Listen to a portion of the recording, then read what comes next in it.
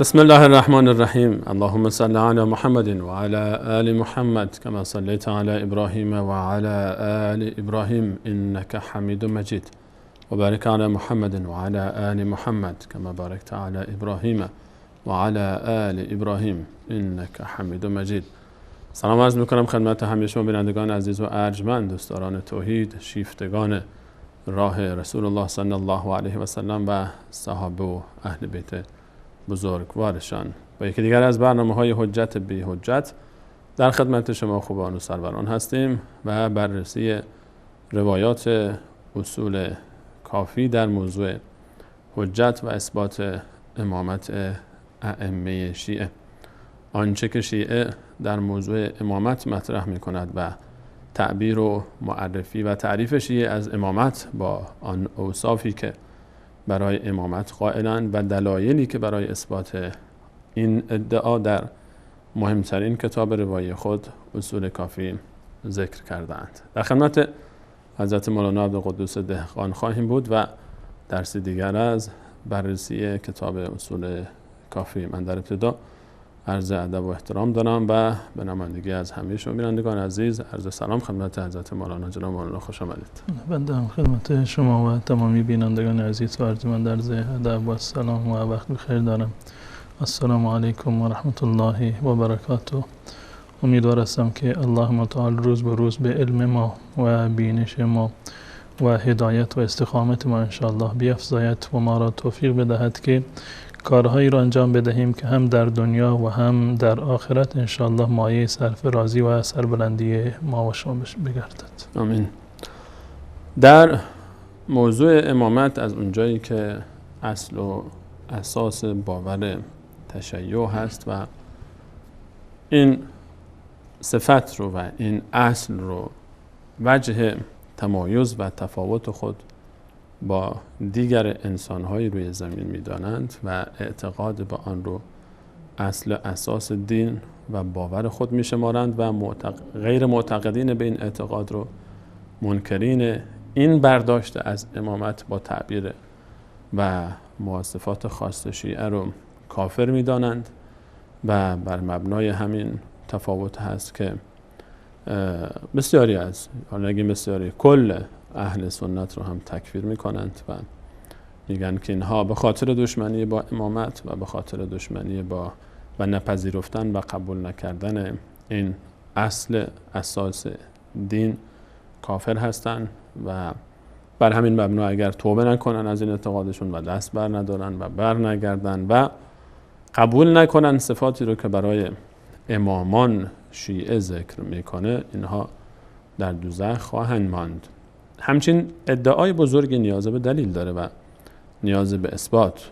ادعایی به بزرگی امامت مورد ادعای شیعه با اوصافی که فقط ما در دین مبین اسلام برای الله متعال در موضوع توحید مشاهده میکنیم.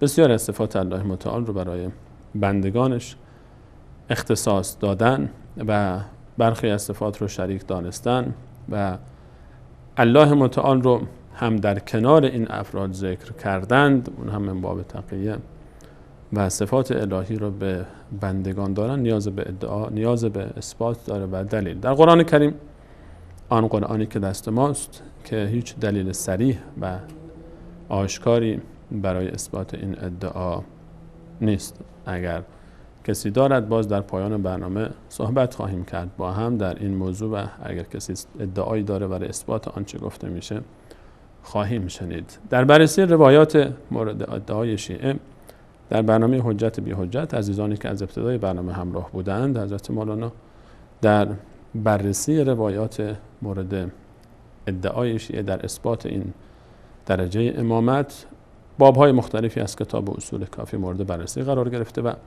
در برنامه امروز هم باب دیگری از کتاب اصول کافی رو، باب 71 این کتاب رو به همراه شما عزیزان ورق خواهیم زد و روایات وارده در این باب رو به کنکاش خواهیم گرفت و بررسی خواهیم کرد و ببینیم که آیا آنچه که در عنوان این باب ذکر شده با این تعبیر که ان الائمه علیهم السلام نور الله عز وجل، امامان علیهم السلام نور الله تعالی هستند. این عنوان این باب هست و حضرت مولانا در این باب و روایات این باب صحبت خواهند کرد و ببینیم که در این باب چه یافت می شود. حضرت مولانا شما بینندگان هستید. الحمد لله رب العالمین و صلی الله علی نبینا محمد و علی آله و صحبه اجمعین. همان گونه که شما هم اشاره فرمودید در مورد اصل امامت منسوسه در مذهب شیعه و با قرائت و دیدگاهی که شیعه نسبت به امامت دارند، قضیه امامت یک توهم و یک خیال هست و هیچ گونه اصلی و سندیتی از قرآن و احادیث و حتی از نظر عملی هم چنین اتفاقی در واقع نیفتاده و صرفا یک نوع توهم و خیال هست. نه در قرآن دلیلی رو دارد و نه در احادیث رسول الله صلی الله علیه وسلم و نه در گفتار ائمه اهل بیت رسول الله صلی الله علیه وسلم. بدین خاطر است که ما میبینیم که شیعه مجبور هست که آیات قرآن را تحریف بکند برای اینکه امامت را اثبات بکند، زیرا که بدون تحریف آیات قرآن هیچ گونه دلالتی از آیات نمی شود که در واقع دریافت کرد برای اثبات امامت منسوسیتی که شیعه به آن معتقد هست و قرآن رو باید تحریف بکنند. در روایات صحیح رسول الله صلی الله علیه وسلم هیچ گونه روایتی که دال بر امامت منسوسه و اون قرائتی که شیعه از امامت دارند و چون این دلالتی رو داشته باشه مطلقاً وجود ندارد. پس بنابراین مجبور هستند که روایاتی رو جعل بکنند. در آیات قرآن اومدند هر جا کلمه‌ای بوده که امکانش بوده که اینو به امام تعبیر بکنند، اینو تفسیرش رو نوشتند که منظور امام. هر جایی که بعوضه بوده و نحل بوده و نمیدونم شجره بوده و دابة الارض بوده، هر چیزی که در قرآن هست خلاصه اومدن فسفندش رو نوشتند که منظور علی هست و منظور نمیدونم که حیوان و چرنده و خزنده و پرنده هر چیزی که بوده که امام مرادش امام مراد در واقع امام هست. روایات خیلی زیادی رو در واقع جعل کردن. همون گونه که شما اشاره کردید تمامی صفات الله متعال را نسبت دادن به بندگانش، یعنی به ائمه خودشون و همین ائمه 11گانه و 12گانه که هیچ گونه دلیلی و مستند شرعی نه در قرآن هست و نه در سنت هست و نه در گفتار رسول الله صلی الله علیه وسلم و همچنین گفتار اهل بیت رسول الله صلی الله علیه وسلم و نه از نظر عقلی هم. هیچ این ادعاهای شیعه نه با قرآن سازگار هست، نه با سیره رسول الله، نه با گفتار اهل بیت و نه با عقل سلیم هم در واقع هیچ گونه سازگاری رو نداره. نه در نقل ما میتونیم دلیل ثابت پیدا کنیم و نه در عقل. بله. ببینید شما وقتی که الله متعال از نظر عقلی هم وقتی ما نگاه بکنیم که الله متعال ما را مکلف کرده که ایمان بیاوریم، به قرآن ایمان بیاوریم، خب دلایلش هست. به بقیه اصول ایمان و ارکان ایمان، ایمان به الله، ایمان به فرشتگان، ایمان به کتابهای آسمانی، ایمان به پیامبران الهی، ایمان به روز قیامت، ایمان به تقدیر، آیات فراوان داریم در این باب. ایمان به ارکان اسلام، پایه‌های عملی اسلام، ایمان به نماز، به زکات، به روزه، به حج، آیات فراوانی در واقع داره. هیچ گونه خللی و در واقع نقصی رو این روایات و این آیات در واقع ندارن. شیعه معتقد هست که اصل امامت یک اصلی هست که در حد نبوت هست، در حد نبوت هست و وقتی که در واقع صفات ائمه رو نگاه میکنیم قطعا فراتر از نبوت هم هست. خود ائمه فراتر از تمام انبیا هستند، به اضافه در واقع انبیاء اولوالعزم و حتی رسول الله صلی الله علیه وسلم که ما در این زمینه کلیپ هایی هم داریم و در روایات خود کتاب اصول کافی هم در این زمینه دلایل و شواهد بسیار زیادی وجود داره. حتی حضرت فاطمه رو برتر میدونن از رسول صلی الله علیه وسلم. غیر از این وقتی که یک قضیه‌ای در دینی، در یک آیینی، حتی در یک در واقع آیین بشری هم که باشه به این هم اندازه اهمیت داشته باشد، دلایلش باید بسیار قوی باشد. یقینا امامتی که در حد نبوت هست یا اگر امامت نباشد نبوت ارزشی رو ندارد و امامت دنباله و ادامه نبوت هست، هیچ گونه دلیلی در قرآن نداشته باشد، در احادیث نداشته باشد، در سیره پیامبر و اهل بیت نداشته باشد و از نظر عقلی هیچ گونه توجیه سلیمی هم نداشته باشد، این در واقع یکی از بزرگترین عجایب دنیا، اینو باید برشمرد. غیر از این عمل کردی رو که شیعه دارند با قرآن و سنت، یا بگیم با همون تعبیری که خود شیعه دوست دارند با قرآن و اطرت، بسیار یعنی جای تأمل دارد. یعنی چی؟ ما میدونیم که ثقلین، روایت معروف ثقلین که رسول الله صلی الله علیه وسلم فرمودن من میان شما ثقلین رو به جا گذاشتم. و شیعه معتقد از ثقل اکبر داریم و ثقل اصغر داریم. ثقل اصغر همین احادیث رسول الله یا اهل بیت رسول الله به تعبیر شیعه هست. اهل بیت یا همون به تعبیر خاص‌تر یعنی امامت ائمه اثنا عشر که اهل بیت رسول الله صلی الله علیه وسلم باشند. و ثقل اکبر همان قرآن و کلام الله متعال هست. دو تا اصل هستن در دین مبین اسلام.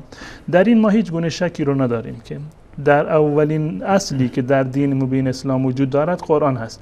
تمام مذاهب اهل سنت و الجماعت و علمای اهل سنت و الجماعت وقتی بخواند یک مسئله اعتقادی رو بیان بکنند، یک مسئله فقهی و اجتهادی رو بیان بکنند، اولین مستندشون و استدلالشون از آیات قرآن هست. اولین مرجع هست. اولین مرجع و منبع هست بدون هیچ گونه اختلافی، نه در میان شیعه و نه در میان اهل سنت و الجماعت. در مرحله دوم سنت رسول الله صلی الله علیه وسلم، گفتار رسول الله به شرط ثبوت و صحت و دلالت در واقع صریحی که داشته باشد. شیعه همون گونه که شما اشاره کردید اومدند منکران امامت را یا به تعبیر منکرات کسانی را که منکر اهل بیت هستند گفتند اینا کافر هستند. منکر این صفاتی که خودشون میدن، هم منکر صفاتش باشند و هم منکر اصل امامت بشوند. ولو اینکه حتی یک از ائمه رو قبول نکنند، در این زمینه تاثیرات خیلی زیادی رو دارند که در واقع کافر میشوند. اما تا کنون ما هیچ شیعه غیوری رو ندیدیم که بیان بکند و اعلام بکند هر کسی که ثقل اکبر رو هم منکر بشود کافر هست. یعنی قرآن رو یا حجیت قرآن رو؟ بله، قرآن را، حجیت قرآن را، صحت قرآن را، حفظ بودن قرآن را که قرآن محفوظ مانده بدون دستبرد در واقع. و این عقیده مسلمانان هست. کسانی رو که منکر حتی یک امام باشند اون کافر میدونن، اما کسانی رو که منکر قرآن هستند که معتقدند این قرآن اصلی نیست، قرآن تحریف شده، قرآن اصلی 17,000 آیه بوده و قرآن اصلی سوره های دیگری رو داشته، نام ائمه در اونها بوده، نام منافقین در اونها بوده و بسیار از موارد دیگری رو که ذکر میکنم. در این زمینه صدها بلکه هزاران روایت جعل کردند که این قرآن اصلی نیست. شیعه تا به امروز این شهامت و جرأت را نداشته، هیچ کدام از مراجعشون، هیچ کدام از طیفه‌های در واقع اجتماعیشون، فکریشون، سیاسیشون، هیچ کدام از حوزه‌های علمیه جهان تشیع در طول تاریخ این جرأت را به خود نداده که اعلام بکنند که قائلان تحریف قرآن کافر هستند. به نظر شما چرا؟ زیرا که در واقع بحث امامت رو، یعنی خود این بحث امامت رو، یعنی این مسئله امامت در مذهب شیعه گره خورده با مسئله در واقع تحریف قرآن کریم. یعنی چی؟ یعنی این که همان راویانی که اومدند و امامت ائمه اثنا عشر رو روایت کردند، امامت منسوسهشون رو یا روایاتی که در این باب حجت هستند، صفات و ویژگی های ائمه رو روایت کردند، با همین سندها و همین افراد اومدند بحث تحریف قرآن رو روایت کردند. یعنی اگر بخوایم ما الان مسئله تحریف قرآن رو بخوان آشکار بکنن، مجبور هستن خب افرادی هم که این روایت ها رو ذکر کردن تکفیر بکنن دیگه، چون اون طرف قائل به این است. وقتی اون افراد تکفیر شدن، همین افراد باز روایت های اثبات امامت رو ذکر کردن. خود به خود این هم زیر سوال میرود. آقای کلینی با 16,000 روایتی که در کتاب کافی جمع‌آوری کرده معتقد به تحریف قرآن هست. اون گونه که فیض کاشانی در مقدمه کتابشون رو ذکر کرده و علی ابن ابراهیم قمی و بسیاری دیگر. یعنی عرض کردم که تمام راویان امامت اثنا عشر همان راویان تحریف قرآن هستند. شیعه در واقع چاری ندارد یا این که هر دوتا رو با هم قبول بکند، یعنی تحریف قرآن را و مسئله امامت را، یا اینکه هر دوتا رو نفی بکند. اما شیعه در یک تناقض بسیار عجیب و غیر عقلانی روایات اثبات امامت رو فعلا میگن قبول داریم، معتقد به امامت منسوسه هستند، اما در مورد اثبات تحریف قرآن گرچه بسیاری صراحتاً هم گفتند که قرآن در واقع تحریف شده، اما باز هم در واقع نمیتوانند که این روایات رو قبول بکنند، اعلام بکنند، این شهامتشو ندارند که بگویند همین روایات رو ما قبول داریم، زیرا همین روایاتی بله قرآن تحریف شده هست و عین همین روایات با همین سندها در واقع ما داریم که امامت رو ثابت میکنیم. نمیتوانند که اعلام بکنند که ما این روایات رو قبول داریم، قرآن در واقع تحریف شده هست هست و نه اینکه میتوانند از امامت یعنی نفی بکنند این روایات رو. حالت زیرا ضربه به خودشون برمیاد. اگر روایات تحریف رو نفی بکنند امامت رو نفی کردند، اگر امامت رو اثبات کردند تحریف قرآن رو اثبات کردند. در هر دو حالت در واقع از اسلام خارجند و ریشه مذهبشون که هیچ در واقع ریشه دین رو هم زدن. و چیزی هم که دشمنان اسلام از در واقع این ایجاد این بدعت و تشیع و اصل امامت به این گونه که شیعه معتقد هست، هدفشون این بوده که در واقع اصل اسلام رو در واقع بزنند و این دو قضیه رو با هم دیگر گره دادن، یا هر دوتا رو قبول بکنند یا هر دوتا رو در واقع نفی بکنند که در هر دو صورت احلاها در واقع و که تلخه و قابل قبول نیست و با هیچ کجای اسلام در واقع سازگاری نداره. مگر اینکه انسان منصف و عاقلی پیدا بشه بگه من نه اون روایات تحریف قرآن رو قبول دارم و نه روایات امامت رو قبول دارم، که برگرده به دامان توحید و اهل سنت و همون فطرتی که اسلام بلد است. این واقع تنها راه نجات این است که بر بگردن به دامان اهل سنت و الجماعت، هم روایات امامت منسوسه را و این ویژگی های خیالی و افسانه‌ای رو که برای ائمه بیان کردن، هم اینها رو رد بکنند، ائمه رو برگردانند به همون جایگاه اصلیشون به عنوان یک در واقع بشر، و هم این روایات رو نفی بکنند و هم روایات تحریف قرآن رو معتقد باشند که قرآن حقیقی در طول تاریخ همین بوده، در زمان پیامبر این بوده، در زمان ائمه این بوده و در زمان آخر الزمان مهدی اگر ظهورم بکند در واقع همین قرآن رو خواهد داشت و قرآن دیگری غیر از این نخواهد بود. با این روی کرد ما اومدیم روایات کتاب اصول کافی رو و کتاب الحجت رو بررسی کردیم. روایات نیاز به اثبات دارند. این گونه نیست هر کسی هر ادعایی رو که کرد ما آمنا و سلمنا قبول بکنیم که فلانی حرفش درسته. یک سری معیارهای دقیق و بسیار ریزی هست در این زمینه که ما را میرساند به در واقع این مطلب و به این هدف رو در واقع برآورده می کند که آیا این روایات صحیحی هستند یا روایات ضعیفی هستند. هر انسان عاقلی حرف صحیح رو، حرف راست رو قبول می کند، اما حرف دروغ از هر کسی که باشد در هر حدی که باشد و خود دروغ در هر سطحی که باشد از دیدگاه مذموم هست و قابل قبول در واقع نیست. خود علمای شیعه هم این رویکرد رو دارند، اومدند روایات رو تصحیح و تضعیف کردند، اما متاسفانه بدون هیچ گونه فایده‌ای. یعنی به این معنا که آقای مجلسی اومده تصحیح کرده، تضعیف کرده، اما این بدین معنی نیست که روایات ضعیف رو بگن که برای ما قابل قبول نیست. در همان حدی که روایات صحیح رو قبول دارند، روایات ضعیف رو هم آوردند قبول دارند و بر مبنای اونها اعتقادی رو برای خودشون ثابت کردند. پس چه فایده‌ای میده کنه این تصحیح و تضعیف اصلا؟ به هیچ گونه. هدفشون چی بود از این تصحیح و تضعیف؟ فقط یعنی اون گونه که بزرگانشون ذکر کردن به خاطر تبرک، هیچ گونه تبرکی هم در واقع نداره. ذکر سند، ذکر چند تا نام در ابتدای سند در واقع هیچ گونه تبرکی رو نداره، اما این چیزی هست که آقایون در واقع ذکر کردن.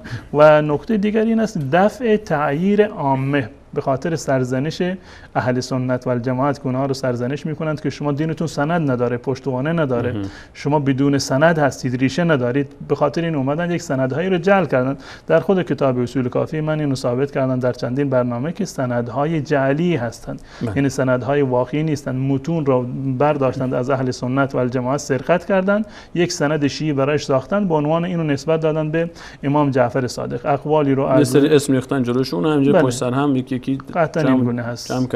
روایاتی رو که اقوال صحابه رو که مثلا در مصنف عبدالرزاق هست، مصنف ابن ابی شیبه هست، از اقوال صحابه هست مانند حضرت عایشه رضی الله تعالی عنها و دیگران، اینا رو گرفتن و این سند رو بریدند و عین همین مطلب رو، متن رو با همون تعبیرات، با همون فقرات یک جمله رو آوردند، کاملا گذاشتن در کتابشون و در ابتداش نوشتن قال الصادق و قال الباقر و فلان و بهمان. مثل این کاری که ایران خودرو در ایران میکنه، موتور ماشینای خارجی رو میاره و بعد به اسم پژو پارس و پژو چی رو میده بیرون دیگه. بله، یکی از ادعاهایی که شیعه دارند این است که معتقد هستند که ائمه‌شون نور هستند. اون گونه که در این باب اومده ان الائمه علیهم السلام نور الله عز وجل. ائمه یعنی نور الهی. ائمه شیعه نور الله متعال هستند. الان که این نور به چه معنی هست اینو در این روایات در واقع آورده. خب برای اینکه ائمه نور باشند نباید الله متعال گفته باشه که الائمه نوری. خب در قرآن یک آیه دو کلمه الائمه نوری و السلام، اختلاف این پیش نمی اومد. این همه درگیری در واقع، این همه دروغ بستن و روایات رو جعل کردن و آیات رو تحریف کردن در واقع نیازی نبود. اما نه در قرآن هست و نه در سنت هست و هیچ جای دیگه دلیلی نیست. مجبور شدند که بیان سراغ آیات قرآن و اینها را تفسیر به رأی بکنند. روایاتی رو آوردن ساختن که به هر صورت این نور بودن ائمه خودشون در واقع اثبات بکنند و به جای اثبات نور بودن ائمه در واقع عقل خودشون رو زیر سوال بردند و ثابت کردند که واقعا شیعه در بیان این مطالب و در استنباطی که از قرآن داره هیچ گونه منبع عقلی رو در واقع ندارند. از عقل خودشون، از درایت خودشون، از احیانا بشریت خودشون فراتر رفتند و معتقد به یک سری خرافاتی شدند که هیچ انسان عاقلی نمیتواند که این روایت رو در واقع قبول بکند. در صورت آقای مجلسی در این باب، آقای کلینی در این باب 6 تا روایت رو ذکر کرده. 6 تا روایت رو در این باب ذکر کرده. کس میخواد ثابت کنه که امامان نور هستند. این عنوان باب هست، ان الائمه علیهم السلام نور الله عز وجل. خب برای اثبات این ترجمه الباب یا عنوان باب و این تیتر باید چند تا روایت صحیح باشه. اگر در یک بابی هیچ گونه روایت صحیحی رو ما نداشته باشیم، این از نظر علمی یک خلل هست و یک در واقع ایراد بسیار بزرگی هست. یک ادعای نظری مطرح کردیم برای اثباتش هیچ دلیلی در واقع وجود نداره. هیچ عنوان ارزش علمی رو در واقع نداره. آقای مولا باقر مجلسی در کتاب مرآت العقول آمده و سطح این روایت رو برای ما بیان کرده که هیچ یک از این روایات در واقع با این سندهایی که در ابتدای روایت اومده صحیح نیستند، به استثنای یک روایتی که با سند دیگر را گفته که صحیح هست، منتها اون روایت اشکالات خاص خودش رو در واقع دارد که به اونم خواهیم پرداخت. احیانا این آقای مجلسی ریشه میشه به وهابیت اینا نداشته، دشمنی با اهل بیت که این روایت ها رو تضعیف کرده. در واقع هر کسی اگر غیر مجلسی این کار رو انجام میداد قطعا این برچسب تهمت بیشون حتما میچسبید. اما در واقع نمیدونم به چه عنوان. و جالب اینجا است که تا کنون شیعه جرأت نکردند که اون کتاب، اون مواردی رو که آقای مجلسی گفته صحیح هست، اینو حداقل جدا میکردند به عنوان روایات صحیح اصول کافی یا به صورت کلی کل کتاب کافی روایات صحیحش را بر مبنای عقیده و تصحیح و تضعیف آقای مجلسی چاپ میکردند. یعنی کتاب صحیح اصول کافی مجلسی که روایاتی مثلا کتابای صحیح ترمذی، صحیح نسائی از آلبانی داریم و امثالش. این کار رو تا کنون شیعه انجام ندادن و قطعا هم این کار رو انجام نمیدهند، زیرا که اگر این کار رو انجام بدن از کل کتاب کافی 1/3 فقط باقی بمانه، این واقعا افتضاحی است، هم برای شیعه و هم برای آقای کلینی که در واقع 20 سال عمرش رو صرف جمع‌آوری این کتاب کرده، اون گونه که در مقدمه این کتاب ذکر شده. ما پیشنهاد می‌کنیم مسئولین رسیدگی کنن به این موضوع. بله. امیدوار هستیم که انشالله کتاب صحیح اصول کافی رو انشالله ببینیم. البته ناگفته نماند آقای بهبودی کاری رو انجام دادن، به عنوان صحیح اصول کافی روایت صحیح رو در واقع جمع‌آوری کردن. تقریبا نزدیک به کاری هست که مولا باقر مجلسی اینو انجام داده. یعنی از نظر تعداد احادیث با هم دیگر خیلی نزدیک هستند، گرچه در برخی از موارد اختلاف نظر دارن. روایتی رو آقای مجلسی گفته ضعیف، بهبودی گفته که صحیح هست یا برعکس، چون این اتفاق افتاده. و این کتاب رو می‌خواستن در ایران به عنوان صحیح اصول کافی چاپ بکنن. در بیروت چاپ شده به عنوان صحیح اصول کافی، اما در ایران اجازه چاپ با این نام ندادند و ایشونو خواستن در دفتر آیت الله منتظری و مؤاخذهش کردند و نهایتا کتابش رو به نام گزیده اصول کافی چاپ کردند. به عنوان صحیح اصول کافی در واقع اجازه ندادند، زیرا که هر کسی میفهمید که صحیحش این اندازه هست، باقی ماندهش صحیح نیست، گفتن گزیده هست. از گزیده اصول کافی کسی متوجه نمیشه که زیر سوال نمیره اصل کتاب. خدا میدونه چه چیزای دیگه بیچاره نگفته باشه. در کتاب مرآت العقول جلد دوم این کتاب و صفحه 352 دوستان نمایش بدن، این باب هست ان الائمه علیهم السلام نور الله عز وجل، که روایت اول رو در اینجا آقای مجلسی گفته که ضعیف علی المشهور، ضعیف علی المشهور. و این نقطه دیگری که من در اینجا رنگی کردم، المشهور بین المفسرین ان المراد من نور هنا القرآن. ایشون میگه منظور از نور که در آیه که در این روایت اول اومده همون قرآن. مشهور قول مفسرین این است که ان شاء الله بین خواهیم پرداخت. روایت اول ضعیف هست. اولیش که ضعیف. بله. روایت دومش مرسل هست. روایت دوم مرسل هست، زیرا که روایت بدون سندی هست. روایت علی ابن ابراهیم به اسنادی، علی ابن ابراهیم با سند خودش نقل کرده از ابو عبدالله. یعنی در این در تاریکی پرتاب شده. در این وسط چندین نفر هست که معلوم نیستند که کی بودند و چه کاره بودند.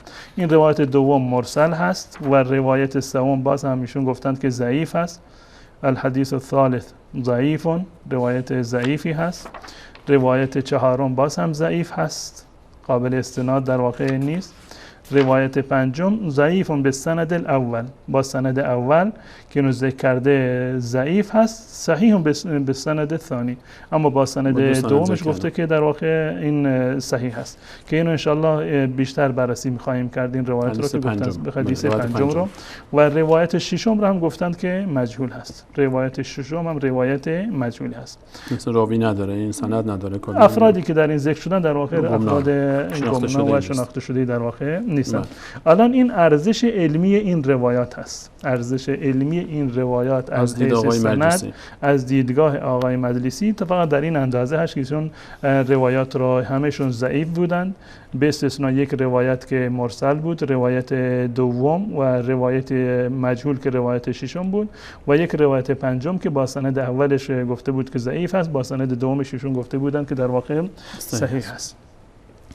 خب این روایت در واقع چی رو بیانگر چی هست؟ این روایاتی که در اینجا آوردند بیانگر چی هست؟ من کاری به سند این روایت فعلا ندارم. سند رو بارها بررسی کردیم. به طور مثال سند اولش حسین ابن محمد هست از معلا ابن محمد که این دو نفر رو من قبلا در اینجا معرفی کردم. با این سند خودش اومده از حسن ابن محبوب، از ابی ایوب، از ابی خالد کابلی این روایت رو در واقع نقل کرده. قال سألت ابا جعفر، من از ابو جعفر سوال کردم ان قول الله عز و جل، در مورد این آیه فآمنوا بالله و رسوله و النور الذی انزلنا، ایمان بیاورید به الله و رسولش و نوری که ما نازل کردیم. منظور از این آیه چی هست؟ نور چی هست؟ فقال یا ابا خالد النور والله نور الائمه من آل محمد. نوری که در اینجا اومده یعنی نور ائمه آل محمد، یعنی ائمه شیعه هستند الی یوم القیامه و هم والله نور الله، ائمه نور الهی هستند. الذي انزل، اون نوری که الله متعال نازل کرده همین ائمه شیعه هستند. و هم والله نور الله فی السماوات و فی الارض، و ائمه شیعه نور الهی هستند هم در آسمان ها و هم در زمین. والله یا ابا خالد لنور الامام فی قلوب المؤمنین انور من الشمس المضیئه بالنهار، الی آخر روایتی که در اینجا در واقع آورده. الان این آیه را در اینجا آورده و آیه سوره تغابن را از این استدلال کرده که و نور الذی انزلنا، منظور از این نور در واقع نور ائمه هست. حالا وقتی که در قرآن ما نگاه میکنیم میبینیم که اولا به اعتراف آقای مجلسی که قبلا اینو نمایش دادم، ایشون گفته بودند که مراد از این نور مشهور در نزد مفسرین این است که مراد از قرآن هست.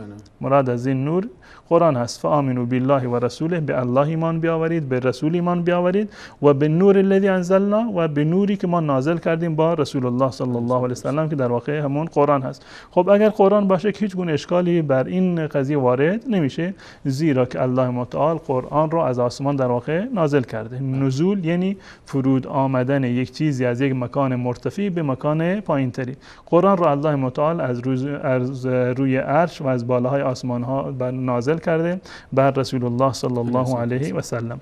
پس بنابر اعتراف خود آقای مجلسی که من اینو خدمت بینندگان عزیز نمایش دادم، در ابتدای روایت اول آمده بودند و اعتراف کرده بودند که این روایتی هست که مشهور از این نور در واقع نزد مفسرین همون قول عامه مفسرین هست، قول اهل سنت و الجماعت هست که همون قرآن هست. این در دوباره نمایش بدن دوستان. و النور الذی انزلنا المشهور بین المفسرین ان المراد بالنور هنا القرآن، که منظور از این نور قرآن هست، یعنی خود قرآن رو در واقع نور هست. و وقتی که ما برمیگردیم به آیات دیگری که الله متعال در واقع در قرآن نازل کرده، الله متعال در قرآن کریم به صورت کلی کتاب‌های آسمانی رو نور معرفی کرده، افراد رو نور معرفی نکرده. پیامبران رو نور معرفی نکرده، ائمه رو نور معرفی نکرده، بلکه الله متعال در قرآن کریم در واقع کتاب‌های آسمانی رو مانند تورات را، انجیل را یا قرآن را الله متعال به عنوان نور معرفی کرده در آیات مختلفی. به طور مثال در سوره مائده آیه 44 الله متعال می‌فرماید انا انزلنا التوراة فیها هدی و نور یحکم بها النبیون. ما تورات را نازل کردیم که در آن هدایت و نور هست، یعنی تورات در واقع هدایت هست. یا در مورد انجیل الله متعال باز هم در سوره مائده می‌فرماید که و آتیناه الانجیل فیه هدی و نور، که به حضرت عیسی علیه السلام ما انجیل رو دادیم و این در واقع نور بود. در سوره انعام باز هم الله متعال می‌فرماید قل من انزل الكتاب الذي جاء به موسی نورا و هدی، یعنی کتاب‌های آسمانی رو الله متعال به عنوان نور در واقع معرفی کرده. و همچنین قرآن را در سوره نساء آیه 174 الله متعال می‌فرماید که یا ایها الناس قد جاءکم برهان من ربکم وانزلنا الیکم نورا مبینا. برهانی اومده برای شما از جانب الله متعال که رسول الله صلی الله علیه و سلم هست و در کنار رسول الله صلی الله علیه و سلم ما برای شما نور مبینی رو در واقع آمدیم و اینو در واقع فرستادیم. این روایتی که در اینجا هست، روایت اول و روایت چهارم یکی هستند. روایت اول در این کتاب و روایت چهارم یکی هستند. همین آیه رو آورده با همین سند از همین حسن ابن محبوب از ابی ایوب از ابی خالد کابلی رو نقل کردن هر دو تا روایت رو و همین ادعا را کردن که مراد از این نوری که بر نازل شده ائمه هستند.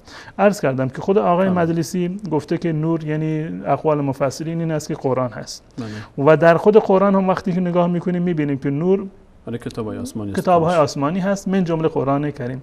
اقوال ائمه اهل بیت رو وقتی که ما بررسی میکنیم باز میبینیم که نور در واقع قرآن هست. مراد از نور در واقع قرآن هست. به طور مثال خود سیدنا علی رضی الله تعالی عنه در خطبه‌های متعددی از کتاب نهج البلاغه در واقع این مطلب رو به صورت کامل بیان فرموده. به طور مثال خطبه 156 هست، دوستان نمایش بدن این مطلب رو. خطبه 156 خطبه 156 کتاب نهج البلاغه هست و ایشون در این صفحه می‌فرمایند که در صفحه 156 هست، میگوید که و علیکم بکتاب الله فانه الحبل المتین و النور المبین.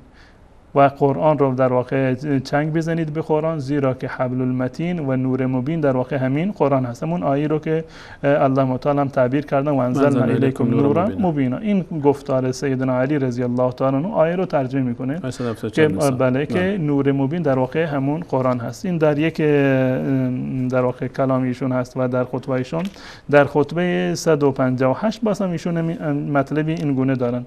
خطبه 158 و ایشون میفرمایند که فجاءهم بتصديق الذي بين يديه والنور الذي والنور المقتدى به والنور المقتدى به ذلك القرآن. ایشون هم ترجمه کرده، در ترجمه این کتاب آورده که و با چراغی که ره جویند بدان و با چراغی که ره جویند بدان آن کتاب خداست قرآن، از آن بخواهید تا سخن گوید. یعنی این چراغی رو که الله متعال فرستاده که شما باید به آن اقتدا بکنید و همون نور هست، این در واقع قرآن است. و همچنین در کلام‌های دیگری و در خطبه‌های دیگری سیدنا علی رضی الله تعالی عنه این مطلب رو در واقع بیان کردن که منظور از نور مبینی که در آیات هست یا نوری که در کنار رسول الله صلی الله علیه و سلم در واقع نازل شده، این در واقع نور قرآن هست و خود قرآن در واقع مراد هست. غیر از این وقتی که به خود مطلبی که در آیه اومده که و نور الذی انزلنا نازل کردیم ما اینو نگاه میکنیم میبینیم که هیچ انسان عاقلی و که اندک زبان آشنایی با زبان عربی داشته باشد نوری رو که نازل شده نمیتواند اینو تعبیر بکند به ائمه. در واقع حتی خود شیعه هم در واقع موندند که چطور این نور نازل شده. ائمه اگر مراد باشند ائمه کجا نازل شدند؟ در هیچ جای قرآن الله متعال در مورد پیامبران خودش اگر ائمه نور هستند خب پیامبران به طریق اولا باید نور باشند، خود رسول الله صلی الله علیه و سلم باید نور باشند. نفرموده که ما پیامبران را نازل کردیم، ما پیامبران را بله در مورد تمام پیامبران الله متعال در واقع ارسال را فرستاده، از ماده انزال در واقع که فرو فرستاده هست اینو الله متعال در واقع استفاده نکرده.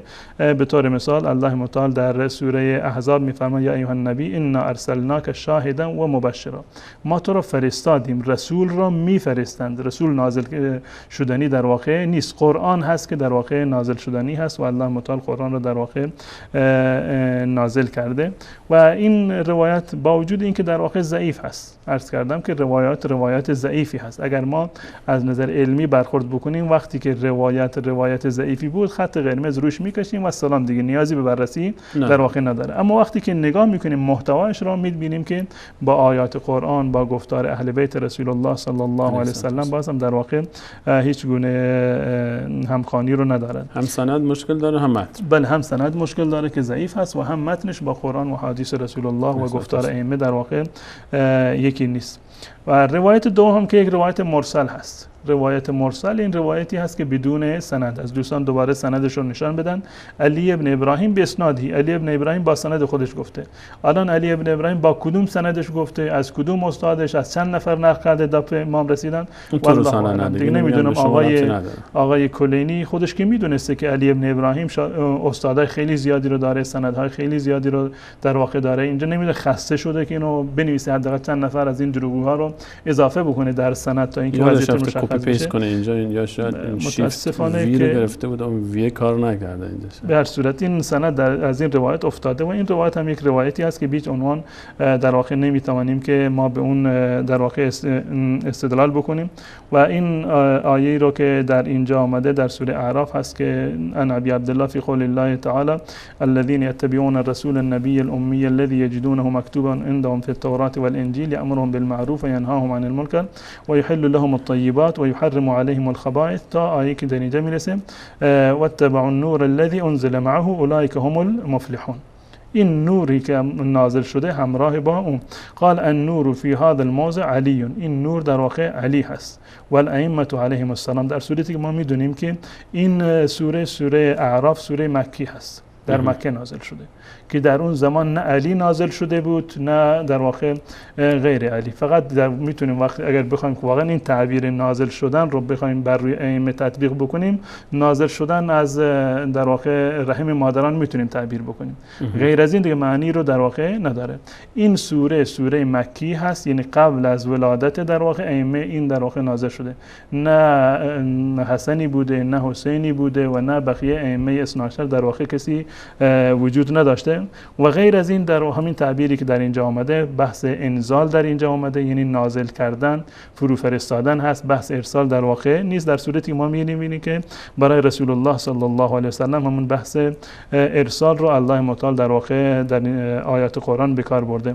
غیر از این یک سوال ببخشید میگم کلام شما من برام پیش اومد که الان اونها میگن که خب مراد از این نوری که در این آیه است در کنار لفظ رسول صلی الله علیه و سلم ذکر شده مراد امام هست. بالفرض حالا مثلا در مقام جدل اگر فرض بکنیم که مقام امام مراد بوده باشه، به عنوان این آیه که مثلا شما از سوره اعراف ذکر کردید، الان در مکه مکرم این آیه نازل شد، خطابش به مسلمین هست، شما از الله، از رسولش و از نوری که با پیامبر نازل شده اطاعت بکنید. اگر به فرض ما به عنوان جدل اینو فرض بکنیم این نور حضرت علی هست، غیر از حضرت علی که کسی نبود از ائمه، اصلا هیچ کدوم ائمه شیعه. حالا اطاعت و وجوب، حالا اطاعت از دو امام در یک زمان آیا امکان داره نزد شیعه که دو امام همزمان؟ الان امام کی بوده؟ آیا پیامبر امامه یا علی؟ امیرالمؤمنین الان کی هست؟ پیامبر هست یا علی که از این اطاعت بکنه؟ قطعا عرض کردم که استدلال از این آیات اشکالات زیادی رو داره، بیچ عنوان یعنی استدلالش برای شیعه قابل یعنی تسلیم نیست. نمیتونیم چنین ادعایی رو از شیعه ما قبول بکنیم. به قول شما اگر بالفرض قبول بکنیم که مراد ائمه هستند، خب ائمه دیگری نبودند بجز حضرت علی رضی الله تعالی عنه. در هنگام نزول آیه کسی دیگری نبود. علی هم حتی در اون زمان در واقع به امامت در واقع نرسیده بود. پس بنابراین این که الله متعال دستور قبل از واقعه قدیر هم از طبق دایشیه. خودش ادعای روایتی رو دارند که آخرین امری که در مورد از اصول اسلام نازل شد بحث امامت و ولایت بود. اونم در قدیر یا در ایام آخر زندگانی رسول الله صلی الله علیه و سلم، حداقل 12-13 سال بعد از نزول این آیه. بله. یعنی این که در اون زمان، در زمان نزول این آیه، اولا خود ائمه وجودی رو نداشتن، دوما بحث امامت و جانشینی اصلا مطرح نبوده و غیر از این به هیچ عنوان هیچ کسی از اصحاب رسول الله صلی الله علیه و سلم، حتی همون اصحابی رو که شیعه اونها رو قبول دارند، ابوذر و مقداد و سلمان، اونها هم در زمان رسول الله صلی الله علیه و سلم از علی در واقع پیروی نمی‌کردند، زیرا که جداگانه بر علی رضی الله تعالی عنه در واقع وحی نازل نمی‌شد. مردم در زمان رسول الله صلی الله علیه و سلم مکلف نبودند که از علی پیروی بکنند، اتباع بکنند. باید آیه رو بازم باید تغییر داد. باید اینجا میگفتن و نور الذی انزل معه یا بعده مثلا میگفتند، یا حداقل بعد از اون باید شما این اتباع و پیروی بکنی که چنین چیزی ممکن نیست. غیر از این روایات شیعه در واقع دارند که دو امام در یک زمان در واقع قابل جمع نیست، نمیتونند که در یک جا جمع بشوند، مگر این که یکیشون صامت باشه، یکیشون ناطق، یکیشون صامت باشه. یعنی دو امام همزمان در واقع حق دعوت رو یا حق نبوت رو، حق امامت رو در واقع ندارند، یکی باید ناطق باشه و دیگری باید صامت باشه.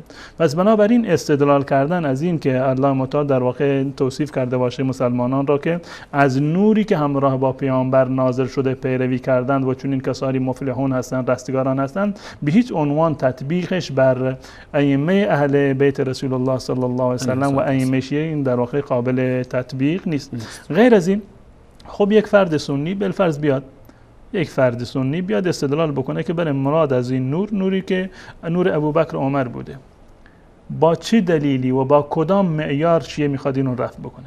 بحث استدلال اگر واقعا ادعا کردن بدون دلیل باشه، خب این دو تا ادعا هستن.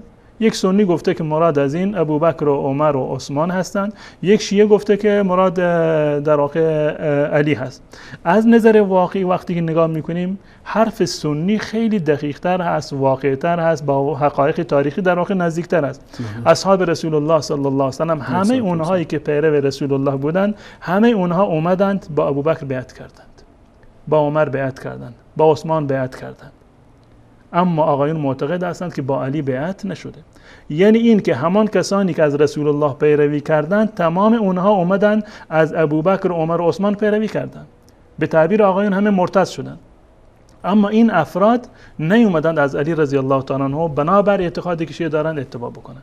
پس این تطبیق این روایت بالفرض جدلا که ما قبول بکنیم، برخلافت ابوبکر، عمر و عثمان رضی الله تعالی عنهم بسیار دقیق تر هست، عقلانی تر هست و از نظر تاریخی در واقع صدق میکند. شواهد دیگر قرآنی هم داره غیر از اون، یعنی فإن آمنوا بمثل ما آمنتم به فقد اهتدوا. روایت دیگری هست و در واقع آیات و روایاتی که الله تعالی در واقع وعده داده که دین اسلام در واقع به همه جا برسد و همچنین سابقون الاولون تمام تبعوهم به احسان رضی الله عنهم و رضوا عنه. به هر صورت وقتی نگاه میکنیم میبینیم که این آیه تطبیقش بر ابوبکر، عمر و عثمان در واقع نزدیکتر هست، عقلانی تر هست، از نظر حقایق تاریخی قابل پذیرش هست، به در سطح بالاتری و بهتری تا اینکه اینو بخوایم تطبیق بکنیم بر سیدنا علی رضی الله تعالی عنه یا بقیه ائمه شیعه که اصلا وجودی رو در واقع نداشتن و به هیچ عنوان حتی به خلافت و امامتی هم در واقع نرسیدن. غیر از این، مگر الله متعال نمیتونست بگه که به جای همین نور میگفت که ائمه و نور الذی انزل معه، میگفت والائمه الذین انزلوا معه. گفته شما وهابیون حذفش کردید. من هرچی گشتم در مورد این آیه ببینم که این آیه رو واقعا یعنی تحریفش هست. حالا وقتی که اون قرآن اصلی 17000 آیه بوده، یعنی 3 برابر این چیز، خب 2 جلد دیگه حتما همچنان اینا روایتایی بوده که آیاتی بوده که شاید میشد از اون استنباط کرد. باید چون این روایتی شاید هم تا چند روز دیگه آقایون بتونن پیدا بکنن، جلب بکنن چون این روایتی رو که به جای نوری که در اینجا اومده همون کلمه ائمه باشه که تا این دلالت بکنه بر ائمه اثنا عشر. اما تا زمانی که آیه این گونه هست و همین گونه خواهد ماند تا روز قیامت، این آیه این گونه هست، هیچ گونه دلالتی نه بر علی دارد، نه بر حسن و حسین و نه بر بقیه ائمه که شیعه در واقع اونها رو به عنوان ائمه خودشون نازل در واقع انتخاب کردن. و هرچی من فکر کردم که در اینجا نگاه بکنم که در مورد رسول الله صلی الله علیه و سلم الله تعالی میفرماید یا ایها النبی انا ارسلناک الله متعال انبیا را فرستاده، ارسال کرده. چه حکمتی وجود داشته که الله متعال در مورد ارسال پیامبران و ارسال ائمه تفاوتی رو قائل باشه که پیامبران رو الله متعال ارسال بکند اما ائمه در واقع انزال بشوند، یعنی این که نزول داشته باشه، الله متعال اونها رو فرو بفرستد. چه تفاوتی دارد و چه حکمتی دارد که این دو تا تعبیر شده؟ هیچ گونه در واقع مصداقی نمیشه برای این پیدا کرد مگر این که ببینیم یک ادعای بیجا هست. اگر الله متعال میخواست که پیامبری رو بفرستد یا امامی رو بفرستد، با همون کلمه و با تعبیر ارسال فرستادگان الله متعال بودند، نه نازل شدگان الله متعال. از آسمان نمیافتادن پایین، همینجوری مستقیم به صورت بشه نازل میشد.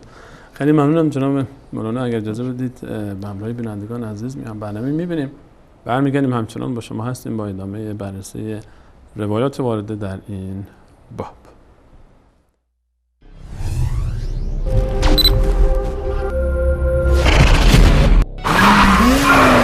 آیت الله بنز.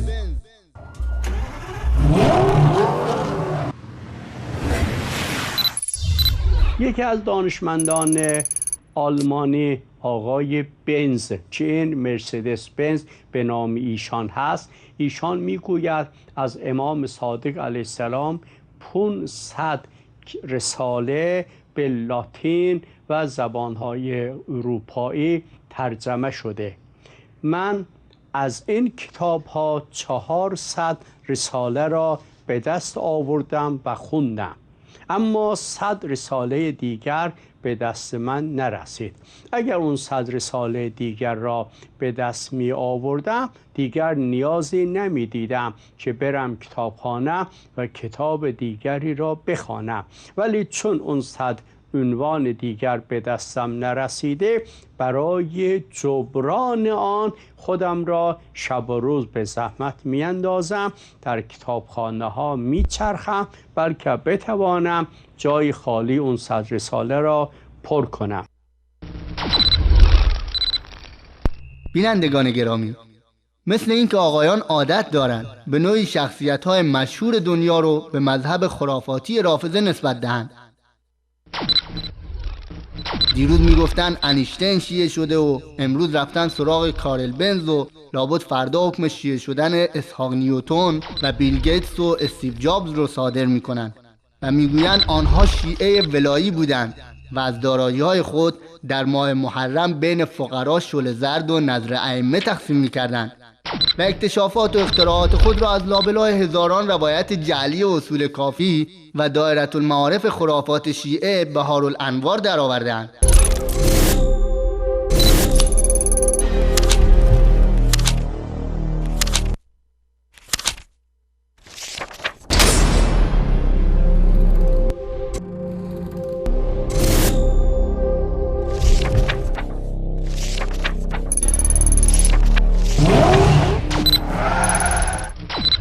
حاج آقا، اگر کارل بنز با الهام از 400 رساله امام صادق که هنوز اثری از آن نیست به این موفقیت رسیده است، پس چرا یک نسخه از آن را به شرکت ایران خودرو نمی دهید تا شاهفرگون‌هایی مانند پیکان و پراید و لگن‌هایی مانند سمن تحویل جامعه ندهد و هر ساله با تغییر صندوق عقب و چراغ جلو ادعای نوآوری و فناوری ننماید و مجبور نگردد با ازدواج نامیمون پژو و پیکان بمب متحرک آردی رو بلای جان مردم سازد و با دستیابی به این صنعت منت کارل بنز و امثال او را نکشد. و یا اینکه این علم امام برای دشمنان اسلام است و مسلمانان حق استفاده از آن را ندارند، و یا شاید هم شما نیازی به سواری بنز ندارید، چرا که سالهاست با این خزعبلات پیروانتان را سواری خود ساخته اید و سوار بر آنان تختگاز در میدان شهوترانی و زرندوزی بر یکدیگر سبقت میگیرید. حاج آقا، اگر کارل بنز با شما و امثالتان آشنا میشد، دیگر نیاز به هیچ رساله ای نداشت، زیرا به جای آنکه پاره آهنی را زیر پای مردم اندازد، جگر گوشه های مردم را زیر پای خود میانداخت.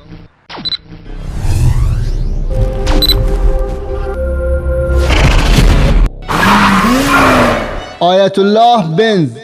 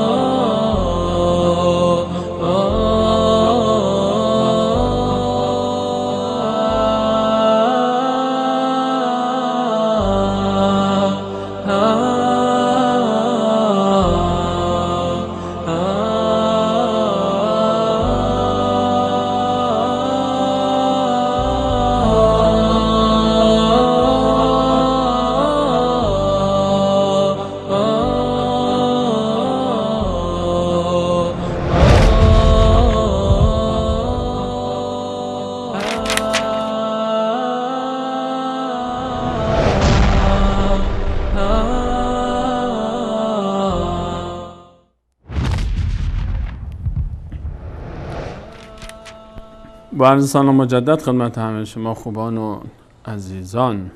حیف شد که این 100 رساله دیگر هم به دست کارل بنز نیفتاد، وگرنه الان من و شما دیگه ماشینامون همه پرواز میکرد دیگه. این نسل جدید ماشین های مرسدس پرنده در فضا موجود بود و خب طبیعتا بقیه کارخونه هم ازش کپی میگرفتن دیگه. نیاز نبودیم تو این جاده های پرپیچ و خم پر دست انداز هی بالا پایین بپریم، راحت پرواز میکردیم. خدا خیر نده اون کسایی که این 400 رساله اون 100 رساله دیگر رو گم کردن، تحریفش کردن و از بین بردن. از شوخی هم که بگذاریم، همچنان در خدمت شما هستیم با ادامه بررسی روایات اصول کافی.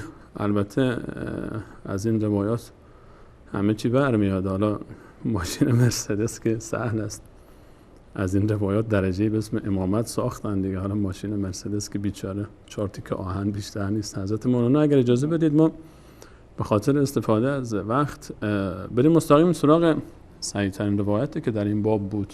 اگر روایت پنجم بود فکر کنم که یک سندش درست بود. روایت پنجم رو آقای مجلسی گفتند که روایت سند اولش ضعیفه. سند اول این روایت ضعیفه. دوستان نمایش بدن سند اولش رو من خدمت بینندگان عزیز بخونم. علی ابن محمد و محمد ابن حسن از سهل ابن زیاد از محمد ابن حسن ابن شمعون که اینجا شمعون نوشته، عن عبدالله ابن عبدالرحمن العصم عن عبدالله ابن القاسم، از اونم روایت کرده صالح ابن سهل همدانی، اونم از ابو عبدالله امام جعفر صادق. این سند اولش هست و سند این که ضعیفه. این سند اول گفته بود که سندش ضعیفه، بله اصطلاحاً. و سند دومش را وقتی که ما نگاه میکنیم میبینیم که در واقع اونم خالی از اشکال نخواهد بود. علی ابن محمد و محمد ابن الحسن همون اولی هستند. علی ابن محمد و علی ابن محمد و محمد ابن حسن همون یکی هستند. بله سهل ابن زیاد که باز همون یکی هستند. در اینجا تفاوتی رو یکی هست. از موسی ابن قاسم بجلی هست که در سند اول در واقع بجاش از محمد ابن حسن ابن شمون در واقع آورده، و محمد ابن یحیی از امرکی ابن علی جمیعا عن علی ابن جعفر عن اخیه موسی علیه السلام مثله. خب من از این قبل از این که به محتوای این روایت بپردازیم، قبل از این که به محتوای این روایت ما بپردازیم، من 2 نفر رو انتخاب میکنم از روایات، از سند اول و از سند دوم. بله. یک نفر از سند اول که آقا گفته که سندش ضعیفه، و یک فردی رو از روایت از سند دومش که گفته به سند ضعیفه. ببینیم که این آقایون چه شاهکارهایی رو در واقع در این کتاب دارن. از سند اول من این عبدالله ابن قاسم رو انتخاب کردم. عبدالله ابن قاسم رو دوستان نمایش بدن. در سند اول هستیم. سند اول این روایت هست، روایت پنجم از عبدالله ابن قاسم این رو روایت کرده، از صالح ابن سعد عبدالله ابن قاسم. این نفر اول هست. نفر دوم در اینجا محمد ابن یحیی هست. محمد ابن یحیی. این محمد ابن یحیی که در اینجا وجود داره، این محمد ابن یحیی یکی از بزرگترین در واقع راویان یا بگیم که استادان آقای کلینی هست. یکی از معروفترین استادهای آقای کلینی بعد از علی ابن ابراهیم قمی همین آقای محمد ابن یحیی هست که محمد ابن یحیی عطار هست. این محمد ابن یحیی آقای کلینی تقریبا بیش از 3000 روایت از این آقا داره. 3000 روایت. بیش از 3000 روایت در واقع در همین کتاب اصول کافی، یعنی منظور اصول و فروع و مجموعه کافی هست. بیش از 3000 روایت داره، یعنی 2/3 کتاب کافی رو وقتی که ما نگاه میکنیم از آقای محمد ابن یحیی عطار به اضافه علی ابن ابراهیم قمی هست. حداقل 1/4 یعنی حدود 1/4 یا 1/5 کتاب به صورت کلی از آقای محمد ابن یحیی در واقع نقل شده. این هر دو تایشون یک روایت دیگری رو در همین کتاب اصول کافی در باب مولد امیرالمؤمنین در واقع دارن. دوستان این نمایش بدن، باب مولد امیرالمؤمنین هست. البته این باب رو قبلا ما به صورت گسترده خدمت بینندگان عزیز بررسی کردیم. باب مولد امیرالمؤمنین صلوات الله علیه در جلد تولد حضرت علی رضی الله تعالی عنه، جلد 1 اصول کافی صفحه 452. در این باب روایت هفتمی که در این کتاب در واقع و در این باب وجود داره. الان محمد ابن یحیی اون محمد ابن یحیی هست که در اونجا من یاد دهانی کردم. محمد ابن یحیی از سلمت ابن خطاب، از عبدالله ابن محمد، از عبدالله ابن قاسم. عبدالله ابن قاسم اون کسی بود که در سند اون روایت هم وجود داشت. محمد ابن یحیی در واقع همون محمد ابن یحیی بود، اگر که محمد ابن یحیی عطار باشه. اون اگر کسی دیگر هست، حداقل این یک فرد در واقع مشترک در میان این دوتا سند. اگر مراد از این محمد ابن یحیی که در اون سند اومده بود، در سند دومش محمد ابن یحیی عطار باشه که همین خودش هست، در اینجا محمد ابن یحیی عطار هست. حالا این دو نفر روایتی رو نقل کردن از امام ابو عبدالله، اینو نقل میکنند از امام جعفر صادق، که این یک خاطری رو نقل میکنه از سیدنا علی رضی الله تعالی عنه. دوستان دقت بکنن. یقول ان امیر المؤمنین له خواله فی بنی مخزوم. ایشون از سیدنا علی رضی الله تعالی عنه از بنی مخزوم. بنی مخزوم قوم ابو جهل دیگه. میگوید که سیدنا علی رضی الله تعالی عنه دایی‌هایی از بنی مخزوم داشتند. و این شابا منهم اتاه، یکی از این جوانای بنی مخزوم از دایی‌هاش اومدن پیش حضرت علی رضی الله تعالی عنه. فقال یا خالی، دایی، ان اخی مات، برادر من مرده، و قد حزنت علیه حزنا شدیدا، منم خیلی ناراحتم. برادرش مرده بوده، من خیلی ناراحتم. اومده پیش سیدنا علی رضی الله تعالی عنه. فقال له تشتهی ان تراه، دوست داری برادرتو ببینی؟ برادرش مرده، رفتن دفنش کردن ظاهرا. بعد اومده پیش علی رضی الله تعالی عنه که برادرم مرده، دلم خیلی تنگ براش، من میخوام که ببینمش. تشتهی ان تراه، میخوای اونو ببینی؟ قال بله میخوام ببینم. قال فارنی قبره، ببینیم که کجا قبر شده. یعنی ظاهرا مرده بوده و اینو قبرش کردن. بعد از اینکه دفن شده اومده پیش سیدنا علی رضی الله. قال فخرج و معه برده رسول الله صلی الله علیه و سلم متزرا بها، که برده رسول الله صلی الله علیه و سلم با علی رضی الله تعالی عنه بود، اونو به خودش پیچیده بود و اومد. فلما انتهى الى القبر تلملمت شفتاه، وقتی که به کنار قبر رسید یک چیزی رو زمزمه کرد، وردی خوند حضرت علی رضی الله تعالی عنه. ثم رکضه برجله، با پای خودش لگدی رو زد به قبر، برجلی. فخرج من قبره، اون بنده خدایی که فوت شده بود اون از قبر بلند شد. و هو یقول بلسان الفرس، اتفاقا داشت فارسی صحبت میکرد. یک فردی از قبیله بنی مخزوم از قریش، فامیلای ابو جهل، به اصطلاح از دایی های که از علی رضی الله تعالی عنه، خانواده مادریش، میگه که با زبان فارسی در واقع صحبت میکرد. فقال امیر المؤمنین علیه السلام، امیر المؤمنین به اون مرده‌ای که تازه زنده کرده بود میگه الم تمت انت رجل من العرب، مگر وقتی که مردی عرب نبودی؟ اونم از قریش بنی مخزوم، ترین لهجه عرب. الان چی شده وقتی که الان دوباره من تو رو زنده کردم شروع کردی فارسی صحبت بکنی؟ قال بله من عرب بودم، لکن متنا علی سنت فلان و فلان، اما ما بر روی راه و روش فلانی و فلانی، این ابوبکر و عمر، اینو خودشون توضیح دادن در کتاب خودشون که بر سنت فلان و فلان ما مردیم. فانقلبت السنتنا، زبان ما هم عوض شد. میرو بردن ایران تو قبر.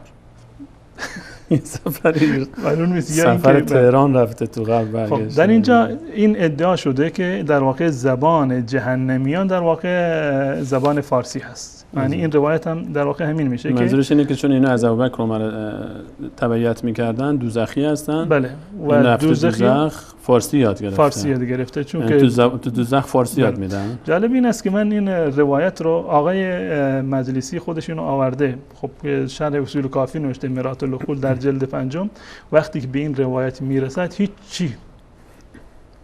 اصلا صحبتی در این مورد نکرده. خودش بچه کجا بوده این مجلسی؟ هیچ اظهار نظری نکرده. والا دقیقاً نمیدونم. مشکل داشته با فارسی. در صورت که خودش فارسی بوده دیگه نمیدونم که صحبت نکرده. خب همین روایت رو در کتاب بهار الانوار 3-4 جا آورده بود. من همه جاها رو نگاه کردم دیدم که هیچ گونه اظهار نظری نکرده. نمیدونم خجالت میکشیده که اینو توضیح بده. منتها مولا صالح مازندرانی که در واقع این فکر کنم داماد آقای مجلسی باشه. مولا صالح مازندرانی داماد آقای مجلسی بوده و شوهر خواهرش بوده. شوهر خواهر آقای مجلسی اگر اشتباه نکنم. به هر صورت این هم یکی از شروح معروف کتاب اصول کافی از دوستان نمایش بدن. الکافی و الاصول و الروضه مال صحة الاسلام ابو جعفر محمد ابن یعقوب کلینی و شرح جامع، شرح جامع و کاملی از مولا محمد صالح مازندرانی متوفی 1081 هست با تعلیقات و توضیحاتی که عالم متبحر حاجی میرزا ابوالحسن شعرانی دام ظله در واقع اینو روش نوشتند از منشورات مکتبه اسلامی تهران. شارع بوزر چی نمیدونم منوچهری بوده شاید. منوچهری نوشته، بوزر جمهری نوشته در اینجا دیگه. جمهری هست متوجه نشدم. در صورت در این کتاب در جلد هفتم این کتاب و صفحه 205 جلد 7 و صفحه 205 همین روایت رو در اینجا در واقع آورده. محمد ابن یحیی با همین سندی که در اینجا هست از عبدالله ابن قاسم دقیقاً همین روایت. الم تمت و انت رجل من العرب، آیا وقتی که مردی مگه عرب نبودی؟ قال بلا ولكن متنا على سنت فلان و فلان فانقلبت السنتنا، اما ما بر سنت فلانی و فلانی مردیم و نهایتاً در واقع ما فارس شدیم دیگه، زبان ما هم فارسی شد. بله در اینجا توضیح داده آقای مولا صالح مازندرانی، میگه فانقلبت السنتنا، مراد از این از ظاهر ان اهل النار یتکلمون كلهم بلسان الفرس، ظاهرا جهنمیا همشون با هم دیگر فارسی صحبت میکنن. خوبه نگفته که جهنم یه تیکی از ایرانه که چون اینجا همه ایرانی صحبت فارسی صحبت میکنن، هر کی رفت تو جهنم فارسی یاد میگیره. به هر صورت یک نسبتی رو داره دیگه. الان این چه نسبتی رو داره، حکمتش چی هست از میان این همه در واقع زبان ها و اون 70 میلیون زبانی که امام حسن رضی الله تعالی عنه ادعا میکرد که من 70 میلیون زبان بلد هستم، از میان 70 میلیون زبان زبان فارسی به عنوان زبان جهنمی انتخاب شده. والله اعلم این چه سری در این نهفته است. البته ما اینو بگیم که ما بچنین روایاتی بچنین خزعبلات و خرافاتی به هیچ عنوان در واقع معتقد نیستیم. اگه معتقد می‌بودیم که الان فارسی صحبت می‌کردیم. زبان اهل دوزخ صحبت نمی‌کردیم. ولی به هر صورت اما راویان شیعه این چیزها رو در واقع به خورده ما دادن. خب جالب اینجاست میگه از ظاهر ان اهل النار یتکلمون كلهم بلسان الفارس، جهنمی همهشون به زبان فارسی صحبت میکنن. اینجوری نیست که بعضیشون مثلا زبان فرض کنید زبان دیگری رو داشته باشن، تمام جهنمی‌ها به زبان فارسی دارن صحبت میکنن. و این کانوا عربیه، اگرچه اصلشون هم عرب باشه، مثل این آقا اصلش عرب است، تا مرده رفته به جهنم زبان جهنم رو در اونجا در واقع یاد گرفته. و ان اهل الجنه یتکلمون بلغت العرب و ان کانوا من اهل الفرس، بهشتی عربی صحبت میکنند ولو اینکه ایرانی باشن. خب این حرف آقای مولا صالح مازندرانی هست. این آقای شعرانی که گفته بود که میرزا ابوالحسن میونه کلامتون استاد، این آقای مازندرانی از مازندران، خودش بچه فارس، حالا نمک خورد و نمکدون شکست، یک تعلیقی حداقل یک توجیهی یک رد هیچی نداره. این مستقیم فرستاد همه فارسا رو دوزخ و زبان اهل دوزخ. خب اگرم بخواد این روایت رو رد بکنه با چه دلیلی رد بکنه؟ آقای محمد ابن یحیی رو بخواد رد بکنه که استاد کلینی 3000 و خورده روایت آقای کلینی از این فرد داره، راوی معتبرشون هست، اگر اینو رد بکنه یعنی 3000 روایت رو زیر سوال برده. خیلی کلوف بوده طرف. بله. خب جالب اینجا هست که این توضیح و تعلیقاتی که پانوشت‌های که آقای میرزا ابوالحسن شعرانی داره اینم جالب هست. اینم یک نقطه خیلی ظریفی رو در واقع در این هست. میگه که باز این تعلیق داده روی این جمله‌ای که در اینجا میگه که شرح بله در اینجا آقای مولا صالح مازندرانی میگه از ظاهر ان اهل النار یتکلمون كلهم بلسان الفارس، همه با زبان فارسی در واقع صحبت میکنن. همین یک کلمه شو این آقای در واقع شعرانی که از گرفته و گفته كلهم بلسان الفارس، اینو دوباره توضیح داده که منظورش چی است. ان ثبت صحت هذه النسبت، اگر این نسبت این درست باشه، کان المعنى مفوضا الیه، معنیشو خودشون بهتر میدونن. یعنی معنیش خود علی میدونه که یعنی چی، منظور چی هست که اهل جهنم فارسی صحبت میکنن، زبان فارسی زبان جهنمی هست، منظورش چی هست والله اعلم خودشون بهتر میدونن. ما دیگه نمیتونیم از طرف خودمون یک چیزی یعنی قبول بکنیم. خود ماسمالی کنه دیگه. در صورت ولی واقعا هم ماسمالی یعنی جالبی کرده. اگر این نسبت ثابت بشود کان المعنى مفوضا الیهم، این معنی رو خود ائمه باید توضیح بدن که منظورشون چی بوده. لان لا نعلم مناسبه لسان الفرس و اهل النار، ما هیچ گونه مناسبتی بین زبان فارسی و اهل جهنم در واقع نمیبینیم. وقتی که امام معصوم گفته دیگه ما دیگه عقل خودمون باید قفل بزنیم. وقتی که امام معصوم گفته و راویان شیعه گفتند که زبان جهنم زبان فارسی هست، ما دیگه نه حق اعتراضی رو داریم و نه حق رد کردن این مطلب رو داریم. هر صورت میاد که هیچ گونه مناسبتی رو من نمیتونم پیدا بکنم جز این نقطه که الا ان الفرس ذلك الزمان كانوا کفارا، که فارسیان اون زمان کافر بودن.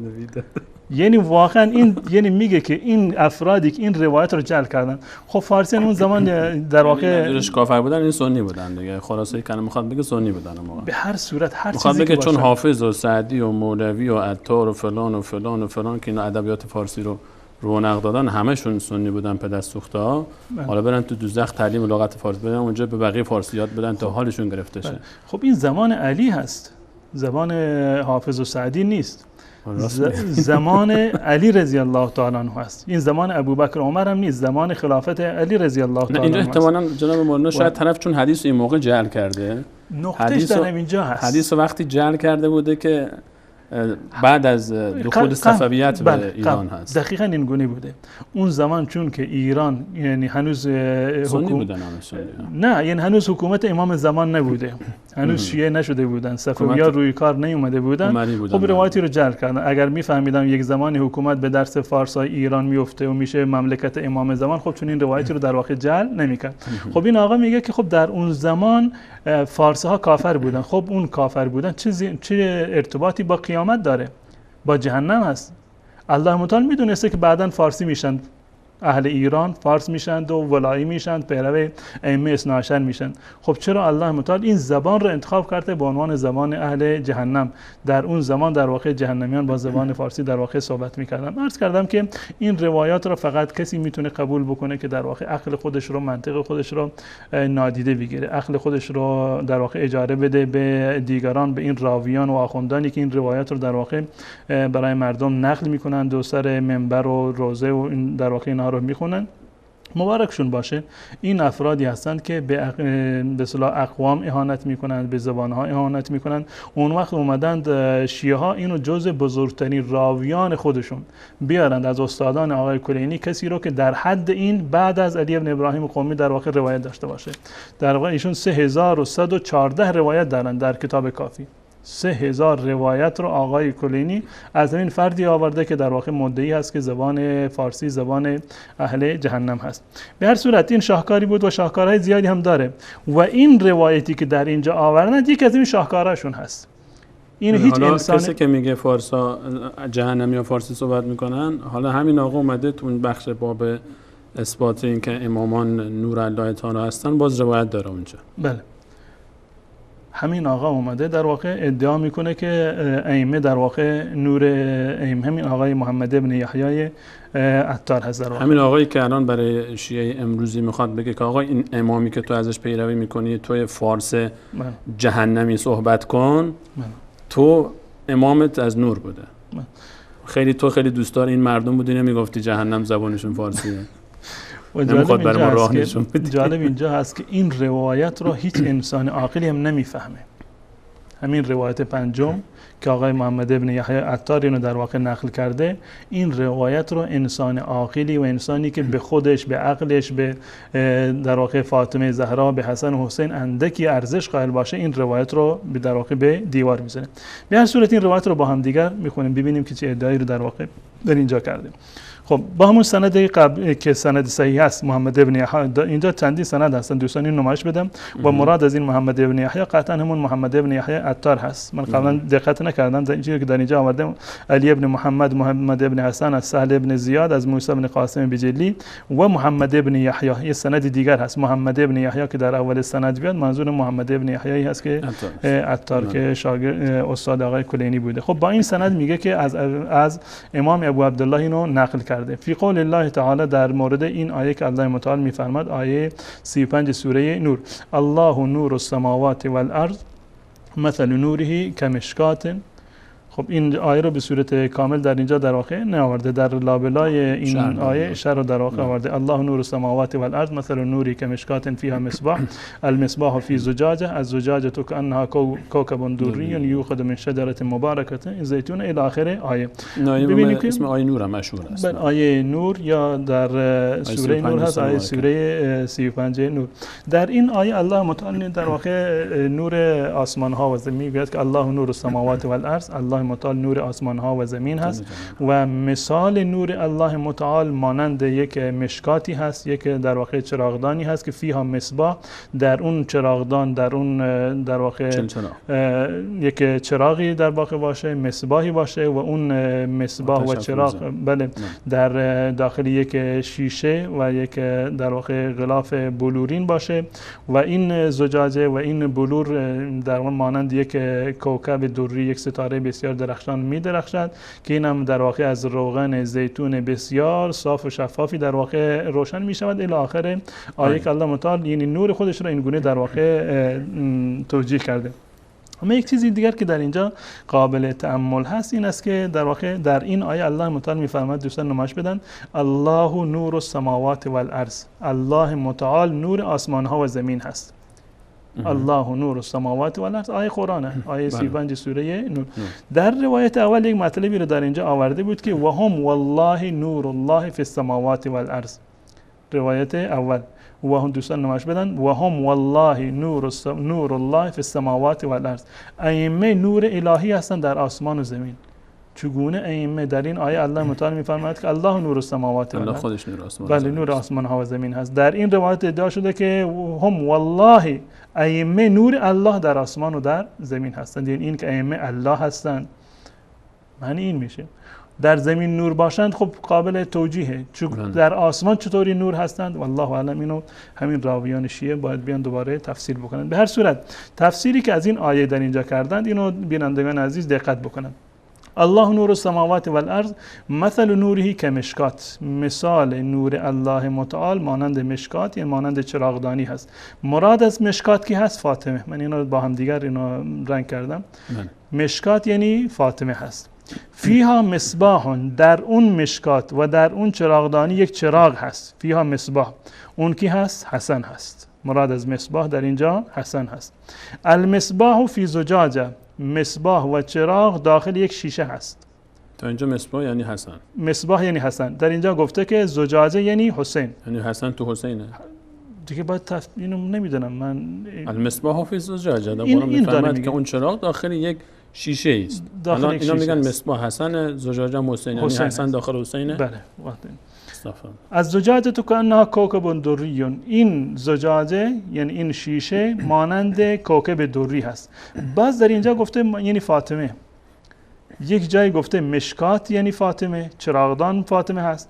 در اینجا گفته زجاجه که حسن هست و در واقع زجاجه که حسن هست اینو گفته کانها کوكب دری، یک ستاره بسیار درخشان هست که این یعنی فاطمه. در اینجا این دو جا گفته، هم مشکات فاطمه هست و هم کوكب دری فاطمه هست، یعنی زجاجه رو در یک جا گفته حسین هست و در اینجا دوباره گفته که تشبیه داده الله متعال که این زجاجه مانند یک ستاره درخشان هست. باز در اینجا این راوی در واقع جاهل حدیث ساز جاهل دوباره اینو تعبیر کرده به فاطمه. یک جا گفته زجاجه یعنی حسین، در اینجا گفته زجاجه یعنی فاطمه. و کوكب دری بین نساء اهل الدنیا توخذ من شجره مبارکه، از یک درخت بسیار مبارکی روشن می شود. این شجره مبارکه یعنی ابراهیم، شجره مبارکه یعنی ابراهیم. خب در اینجا بیایم اینو ترجمهش بکنیم، این آیه رو اون گونه که شیعه تفسیر کردن ترجمهش بکنیم. مشکات فاطمه هست، فیها مصباح، که در اون مصباح هست. مصباح کی هست؟ حسن هست، یعنی حسن داخل فاطمه هست. علیاذ بالله، من یعنی شرمندم پیش الله متعال که این مجبورم که ترجمهش بکنم. حسن داخل فاطمه هست، حسین داخل حسن هست. این معنیش چی میشه؟ و جالبش اینجا هست که این کسی که این روایت رو جعل کرده فراموش کرده که اسم علی رو بیاره. خب این مشکاتی که در واقع حسن در اون هست و اون در واقع مصباحی که حسین در اون هست، خب باید یک شوهری هم داشته باشند، باید حضرت علی بود. چه نسبتی داره؟ این مستقیما برده نسبت داده به حضرت ابراهیم علیه السلام. یعنی به هیچ عنوان اینو در واقع نمیشه که اقوال ائمه یعنی تصور کرد یا قول رسول الله صلی الله علیه و سلم نه با عقل این سازگاری داره و نه با واقعیت سازگاری. بالفرض ما قبول بکنیم که مصباح حسن هست، حسن در واقع توجیه بکنیم که از فاطمه به دنیا آمده، این که حسین داخل حسن باشه یعنی چی؟ هیچ عنوان معنی در واقع نداره. خب بگذاریم از این. نور علی نور یعنی امام بعد امام، در اینجا گفته نور علی نور، نور علی نور، نوری بالای نور دیگر، نوری بالای نور دیگر. واضح ترجمه تطلب. بله، نور علی نور یعنی نوری بالای نور دیگر. اما اینجا گفته امام منها بعد امام. خب الله متعال میفرماید که نور بعد نور، چرا نفرمود که نور بعد نور؟ اگر منظور امام بعد امام بود خب خدا نمیفرمودند که نور علی نور، گفته نور بعد نور که تا اینکه در واقع قابل توجیه باشه. یهد الله لنوره من یشاء یهد الله للائمه لنوره من یشاء، که الله میگه که مراد از این لنوره من یشاء یهد الله للائمه که الله متعال انسان رو هدایت میدهد به ائمه، هر کسی رو که میخواد. و یضرب الله الامثال للناس. خب این آیه هست که تا اینجا در واقع آوردن. ادامه آیه رو که این آیه 35 سوره نور بود وسط رو ویل کرده رفته روی آیه 40. روی آیه 40 در واقع رفته که الله متعال مثال نور رو هم داده که مثال نور الله متعال مانند مشکاتی هست که در اون یک مصباحی هست و این مصباح در داخل یک زجاجه و یک شیشه هست که در واقع نورش در واقع بیشتر هست و الی آخر که این زجاجه به اندازه‌ای در واقع این شیشه به اندازه درخشان هست، ولو این که چراغ روشن نباشد بازم میدرخشد، ولو اینکه ناری نباشه و در واقع روشن نشده باشه میدرخشد. وقتی که روشن بشود نورش به چه اندازه هست والله اعلم که چندین برابر در واقع میشود. بعد از این رفته روی ظلمات رو هم الله متعال در واقع مثال داده. آیه 40 او که ظلمات، در وقتی که الله متعال در این آیه میفهمه او که ظلمات، این آورده در واقع او که ظلمات فی بحر لجی یغشاه موج من فوقه موج من فوق سحاب الی آخر آیه. میفرماید که او که ظلمات، مراد از ظلمات کی هست؟ یعنی الاول و صاحبه، یعنی اولی و دومی، اولی و دومی، ابو بکر و عمر. یغشاه موج، یک موج دیگری روی این قرار دارد، مراد کی هست؟ مراد از سومی. خب بله از عثمان. خب اولی رفت، دومی هم رفت، همون اول که ظلماتون که به صورت جمع اومده، این خواسته که در واقع توجیهش بکنه که این اولی و رفیقش، گرچه اینو بعد به صورت جمع باشه یک کسی دیگر باید در اینجا اضافه میکردن. به هر صورت توجیه در واقع این تفسیری هست که این آقا کرده که ظلمات قال الاول و صاحب. ظلمات یعنی تاریک ها، مراد اول و دومی هستند، اولی و رفیقش که یعنی ابوبکر و عمر. یغشاه موجون که یک موجی بر فرای اون بالای اون اومده، منظور از ثالث هست یعنی عثمان هست. من فوقه موجون، بعد از اون موج یک موج دیگه هست، بر روی آن یک موج دیگری هست. ظلماتون دوباره اینجا گفته از ثانی. خب ثانی رو که در اول گفتی که اول و صاحبه، اینجا دوباره میگه که از ثانی. بعضها فوق بعض، که بعضی روی بعض دیگر هستند، یعنی گفته که معاویه لعنت الله متعال بر کسی باشه که چون روایتی رو در واقع جل کرده. الان اگر این آقایی که این روایت رو جل کرده اگر واقعا میخواست آیه قرآن رو که قطعا و 100% من 1% نه که 100% هم شک ندارم که این روایت جعلی هست، دروغی هست، افترایی هست به امام جعفر صادق و به اصحاب و اهل بیت رسول الله صلی الله علیه وسلم، و کسی هم که این روایت رو جل کرده در واقع هیچ گونه آشنایی با اسلام نداشته، با قرآن نداشته و به هیچ عنوان خیرهای اسلام در واقع نبوده. اگر میخواست که واقعا آیات قرآن رو باید تفسیر میکنم به ترتیب تفسیر بکنیم. ببینیم همینجا که این آیه رو که در اینجا تفسیر کرده میگه که او که ظلمات، خب قبول کردیم ظلمات یعنی اول دوم، خب یک بخشش رفت. یغشاه موجون، یک موج دیگری سرشون میاد، یعنی اشاره به خلافت عثمان هست که اینجا میگه ثالث. خب بعد از عثمان کی اومد؟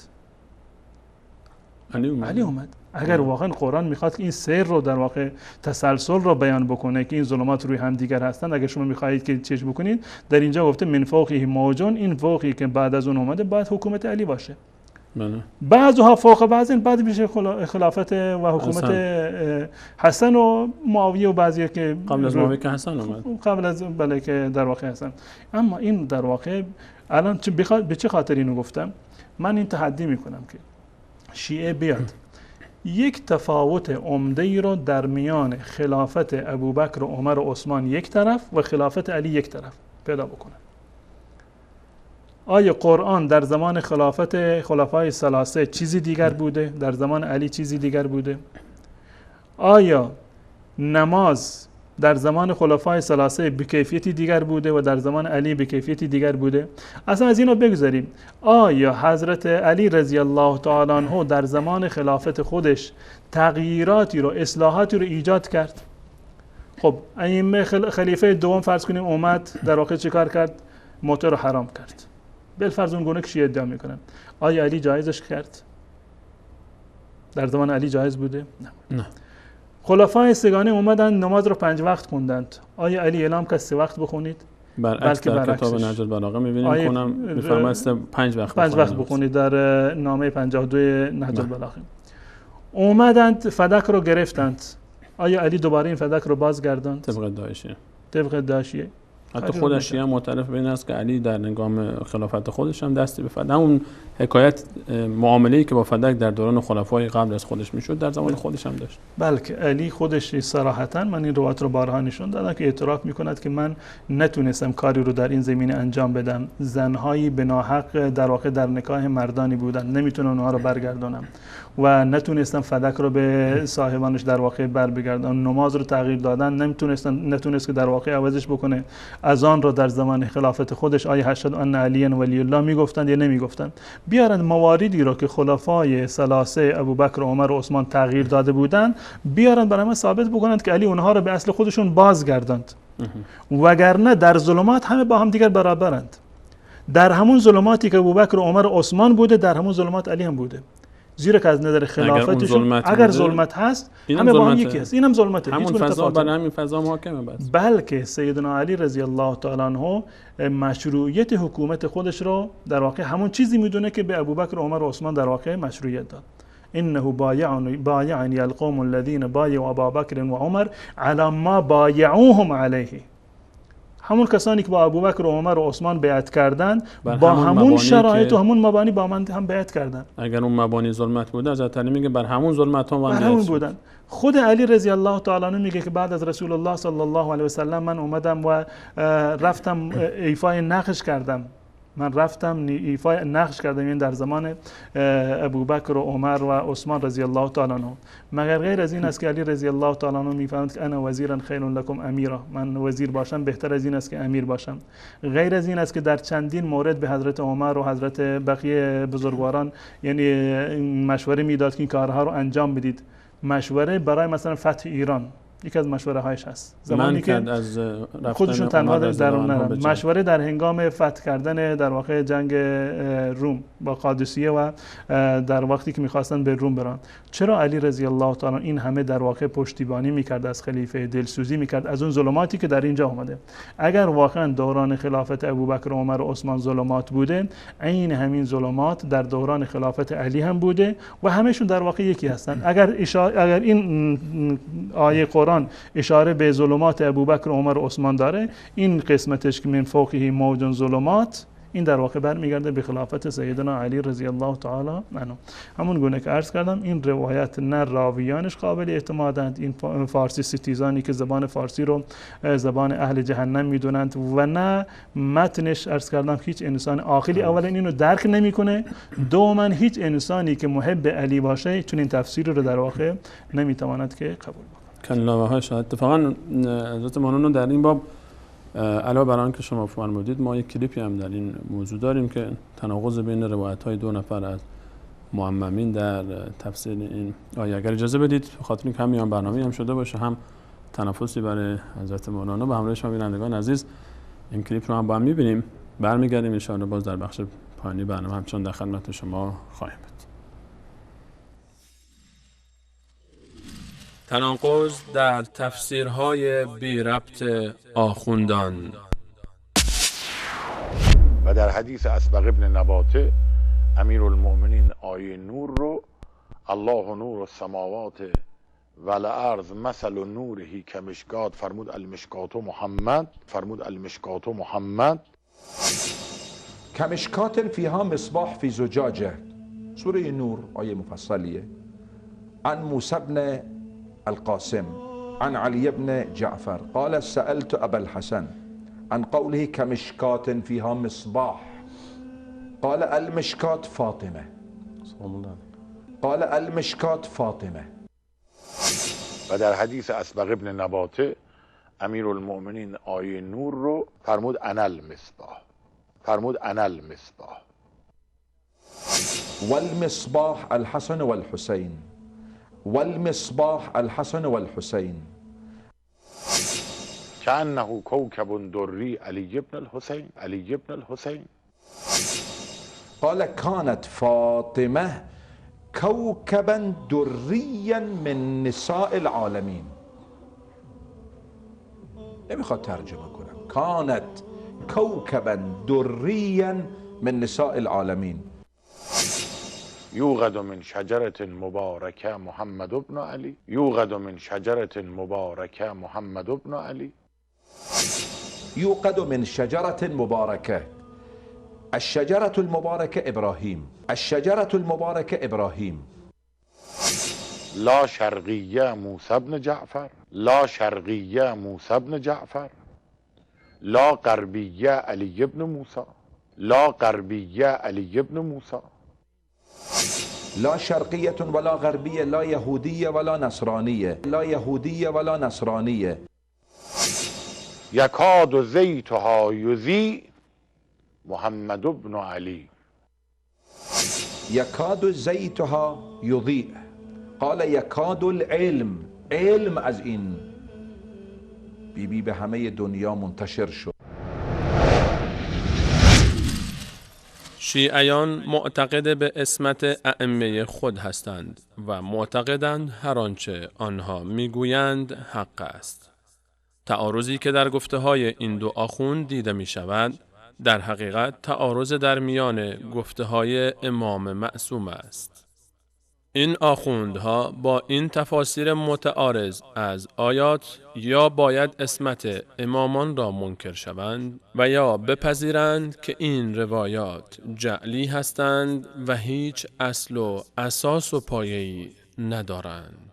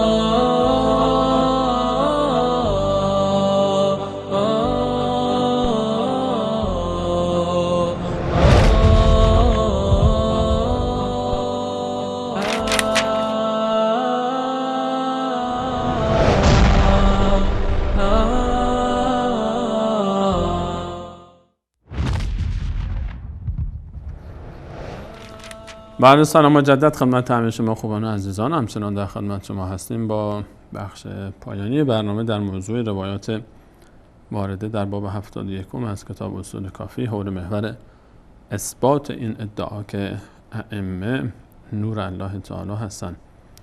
حضرت مولانا قبل از میان برنامه به صحیح ترین روایتی که طبق ادعای مجلسی در این باب وارد شده بود پرداختن و تناقضات موجود در اون و در میان برنامه هم که پخش شد باز دیدیم که چگونه آنچه که نسبت داده میشه به امام معصوم و هر دوی این افراد به نقل از امامان معصوم طبق ادعای شیعه نقل میکردن روایات رو و هر کسی یک چیزی میگفت و حالا این تناقض بین دو گفتار معصوم به چه معنایی است باید جواب بده. حضرت مولانا ظاهرا روایت ششمی هم از این باب باقی مانده است. بله، روایت ششم هم هست که اونم در واقع یکی از استدلال‌های بیجا هست، ادعاهایی هست اون گونه که خود آقای مجلسی هم گفته بود که این روایت مجهولی هست. بله.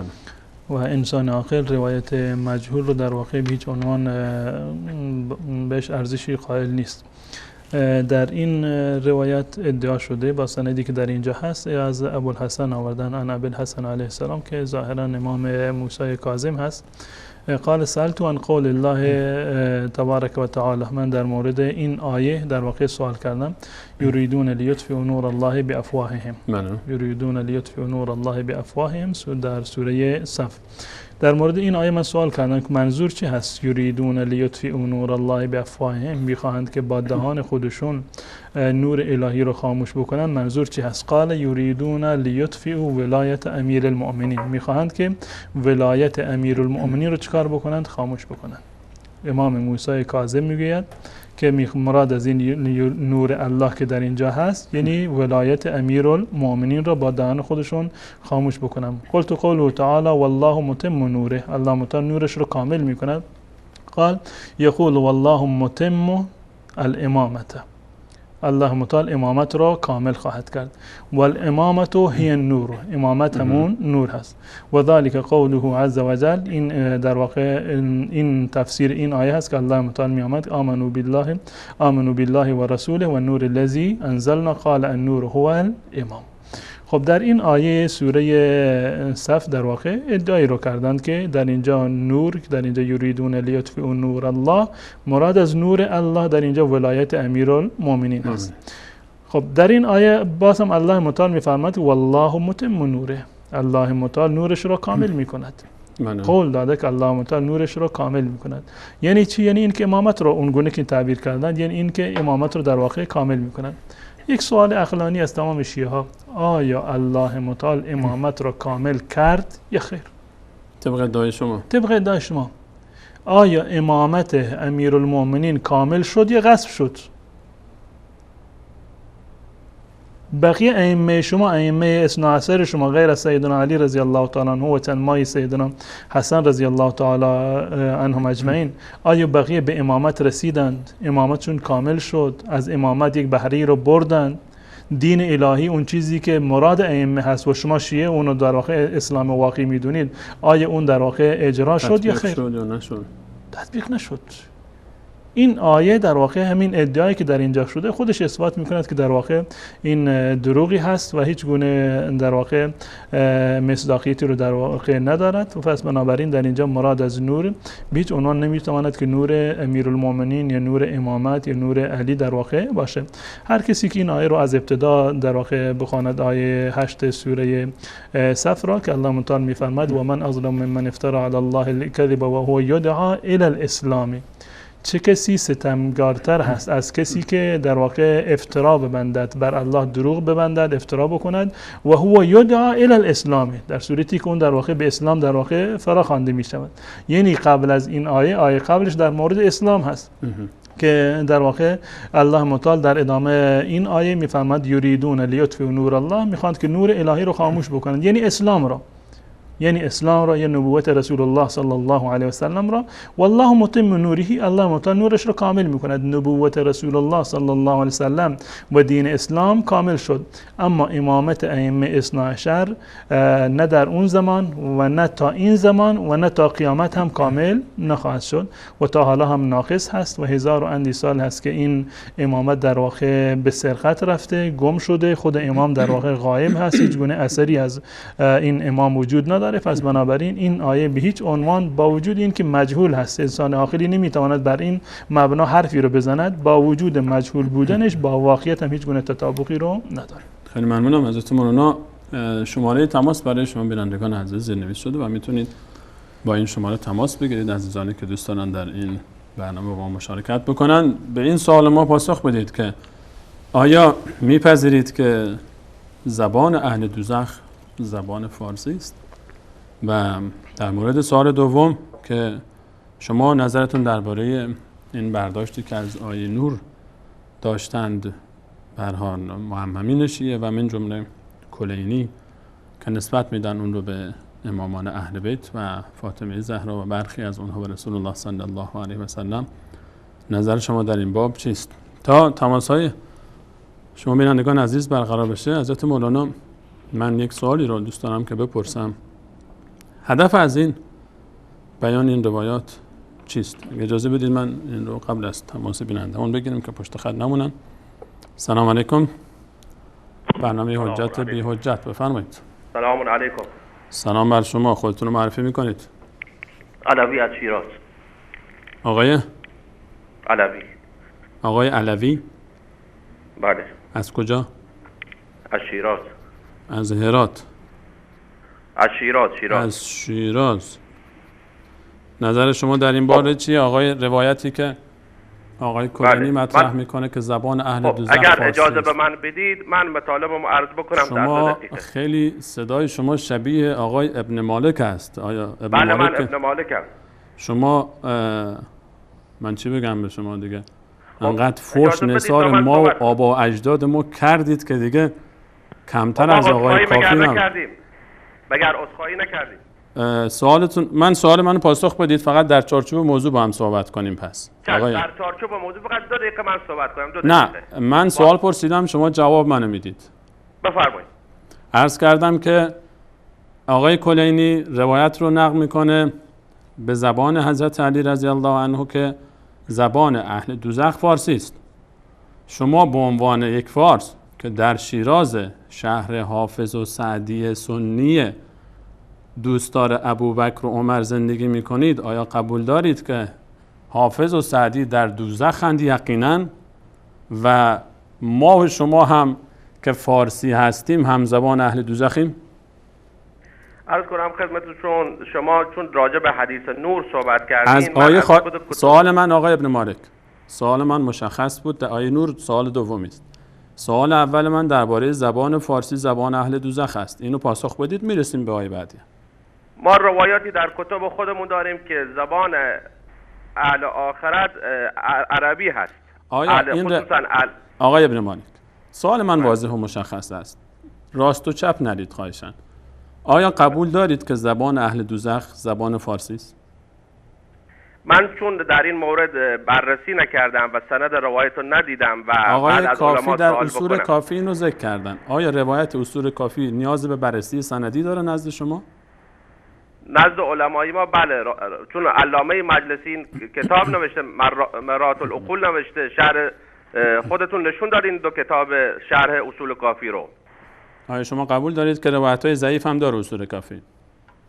100% روایت‌های ضعیف هم درش ممکنه باشه. ممکنه یا هست؟ روایتاش چون نص امامت رو بیان کرده صحیحه. حالا من راجع به همین حدیث نور صحبتی دارم.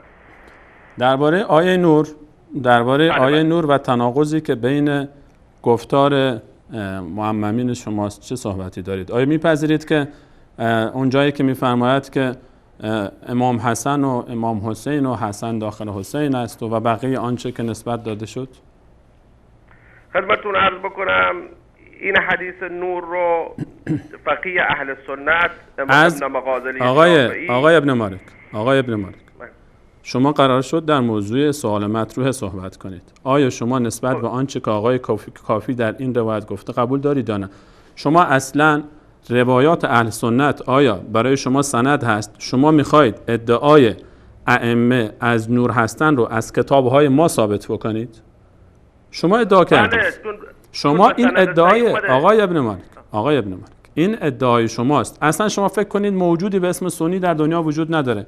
شمای شیعه، شمای اسلام حقیقی، شمای دوستدار اهل بیت، یک مسیحی آمد از شما میخواد این رو اثبات بکنید. میگید که در فلان کتاب فلان مذهب که ما اونها را کافر میدانیم اینگونه گفتن؟ اهل سنت را ما کافر نمیدانیم. آیا شما ابوبکر و عمر رو کافر نمیدانید؟ ما عرض کنم خدمتتون جواب منو بدید آقای ابن مالک. شخص شما آقای ابن مالک، آیا شما ابوبکر و عمر و عایشه رو در بهشتی میدانید یا نمیدانید؟ خدا آگاه هست به بهشتی و جهنم. شما به عنوان یک شیعه اعتقاد شما، من تمام اهل سنت دنیا بلا استثناء شک نداریم که ابوبکر، عمر، عثمان، حیدر، تمام صحابه رسول صلی الله علیه و سلم، تمام امهات المؤمنین در بهشت هستند. هیچ شکی هم در این نداریم. شما شک دارید که ابوبکر و عمر و عایشه بهشتی هستند؟ حالا ما بحثمون نه، بحث ادعای شماست. ادعای شما از عزیز من، آقای ابن مالک، شما میگید که ما اهل سنت رو کافر نمیدانیم. شما ائمه اهل سنت رو، تاج سر اهل سنت رو، پیشوایان اهل سنت رو کافر میدانید. شما ابوبکر و عمر رو کافر میدانید، دوزخی میدانید، همش ترس هم دارید حتی نامش رو ببرید. چرا شما صراحتا نمیگید که ابوبکر کافر و عمر کافره؟ این اولی و دومی که در این روایت ها ذکر میشد آیا مراد ابوبکر و عمر نبودن؟ همین روایت اصول کافی رو شما اینو به من بگید، مراد از اولی و دومی در روایت های شما کیان؟ خب نامی نبرده، چون نامی نبرده ما نمیتونیم بگیم اولی و دومی ابوبکر و عمر. نظر شما درباره عایشه چیست؟ عایشه ام المؤمنینه. بهشتی هست؟ ام المؤمنین بهشتی هست یا نیست؟ ام المؤمنین یه مقامیه که بعد خودش حفظ بکرد و حفظ آیا یک کلمه جواب منه آقای ابن مالک؟ چرا میترسید از گفتن این کلام؟ بهشتی هست یا نیست؟ یک کلام. من به مقدسات برادران اهل سنت توهین نمی‌کنم. آها، وگرنه اگر قرار بود اگر توهین نمی‌کنید اعتقاد شما چیست؟ بهشتی هست یا نیست؟ اعتقاد باید خود برادران اهل سنت برند در روایات و آیات و تفاسیر و تاریخ نگاه بکنند که آیا میشه اینا بهشتی باشن یا نه. ما نمیتونیم. من اگر سنی اعتقاد نداشته باشه که عایشه بهشتی است، او را دوزخی میدانم. خب ما که عالم الغیب و شهادت که نیستیم، هستیم. آیا پیامبر در بهشت هست یا نیست؟ یا اینم شک دارید؟ پیغمبر که به طور قطع بهشتیه. خب الطیبات للطیبین و الطیبون للطیبات، آیا مگر مردان پاک با زنان پاک نیستند و زنان پاک با مردان پاک؟ خود در تفسیر این آیه راجع به قول اومده، راجع به سخن نیکو اومده. حالا ما بحث حدیث نور و آیه نوره. نه اینو بحث خودتون باز کردید. بحث خودتون باز کردید. عایشه بهشتی هست یا نیست؟ تا اینو جواب ندید من نمیگذارم جلوتر برید. آیا عایشه رضی الله عنها مادر مؤمنان، همسر پیامبر صلی الله علیه و آله و سلم بهشتی هست یا نیست؟ خب من یه سوالی میکنم، جواب سوال منو با سوال جواب ندید، جواب بدید بعد سوال کنید. آیا زن نوح و لوط بهشتی جواب بدید سوال من رو، من به جواب شما میرسم. آیا زن لوط و نوح کافرن چون قرآن گفته؟ عایشه از کجا؟ شما دلیل بیار که عایشه جهنمی است. حالا ما بحث ما جناب ام المؤمنین عایشه نیست. جناب آقای ابن مالک با الفاظ بازی نکن آقای ابن مالک، و انقدرم سلمبو قلمبو و شیرین صحبت نکن. جناب ام المؤمنین عایشه، شما عایشه رو دوزخی نمیدانید؟ این که از چرا ترس دارید از گفتن این از واقعیت؟ من نمیخوام اظهار نظر کنم در این زمینه. چرا میترسید که حقیقت شما برای اهل سنت آشکار بشه؟ میترسید که لفظ ام المؤمنینی که از روی تقیه و نفاق برای مادر مؤمنان استفاده میکنید مردم خبر بشن که شما دروغ میگید و در دل شما نسبت به ناموس رسول صلی الله علیه و سلم آن عقیده خبیثی نهفته است که یهود و نصارا برای همسر پیامبر نداشت؟ میترسید بگید؟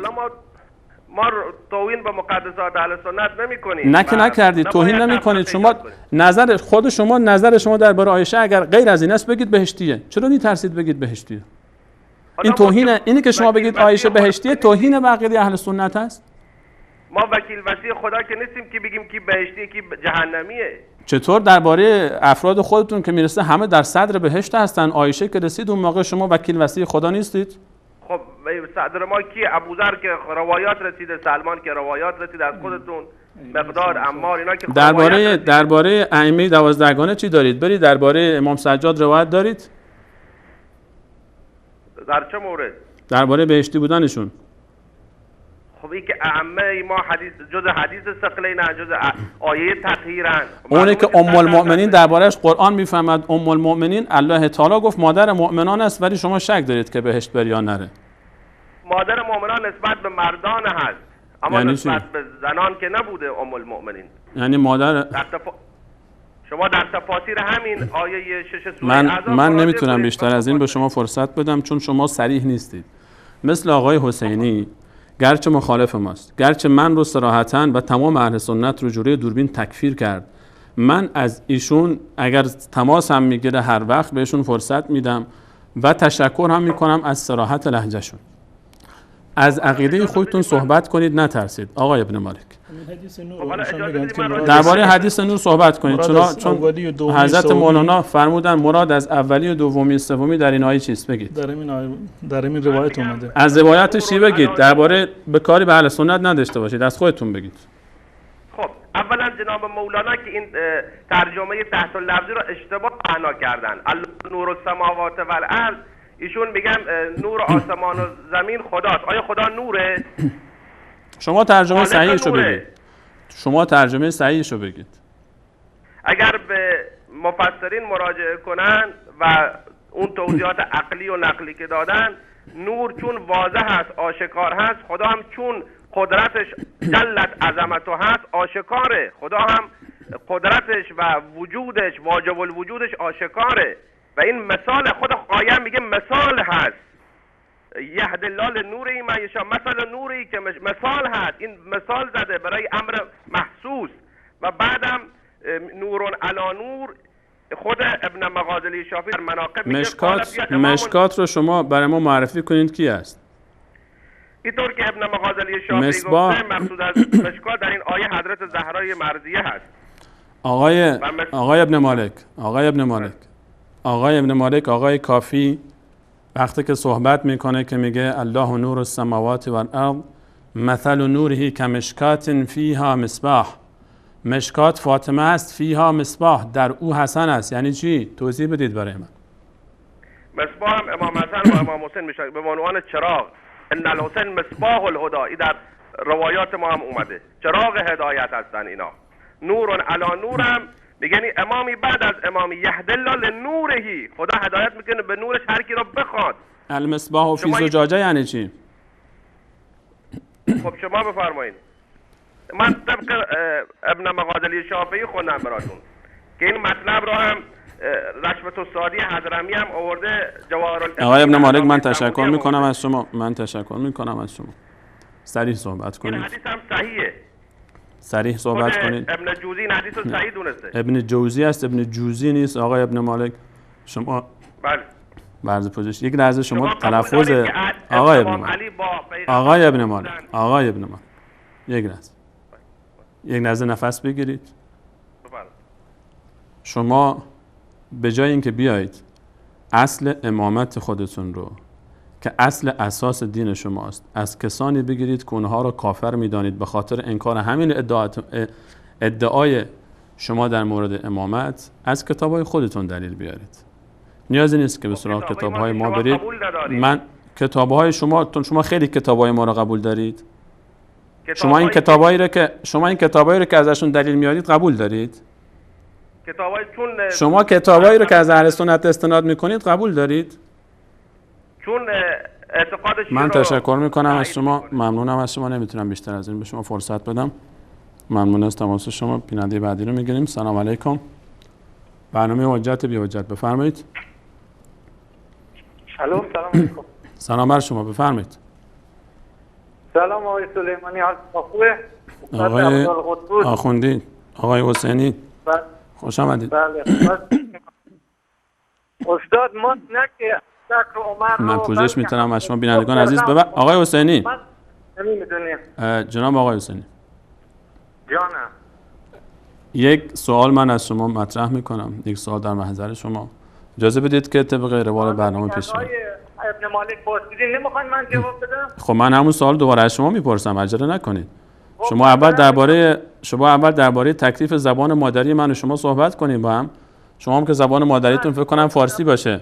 شما قبول دارید که دوزخیا فارسی صحبت میکنن یا نه؟ این آقای کلینی همینجوری چیزی رو هوا پرت کرده. بله، کلینی هر چی گفته درسته. زبان ایرانیان چون آتش پرستی و اهل نار بوده، اعراب هم زیر سلطه ایرانیان بسیار اذیت می‌شدند، لذا از ایرانیان بدشون می‌آمده و زبان اهل جهنم رو فارسی و آتش پرستی می‌دونستن. و اما ما یه لحظه آقای حسینی عزیز، آقای حسینی صدای منو دارید؟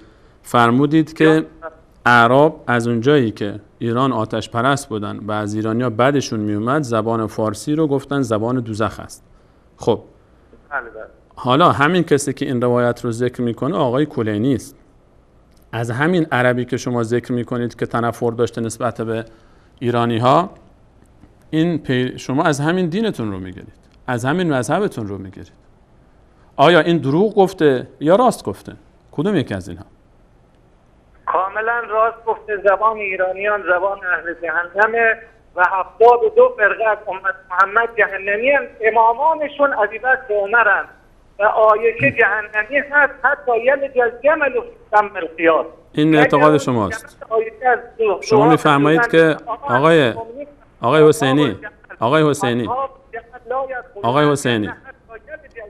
حسینی یک لحظه. آقای حسینی، این اعتقاد شخص شماست یا اعتقاد و باور دین شماست؟ مذهب شما؟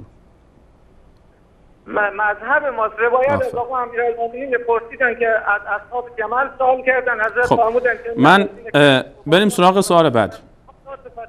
من دوست داشتم که آقای ابن مالک هم به مانند شما صراحت لهجه می داشت و بدون تعارف و خجالت و نفاق در باب بیان اعتقاد و باور خودش این گونه مطرح میکرد. پس این اعتقاد شماست که ابوبکر و عمر و عثمان و عایشه و بقیه صحابه به جز اون چند نفری که شما ذکر میکنید همه جهنمی هستند. درباره آیه نور، سوال بعدی.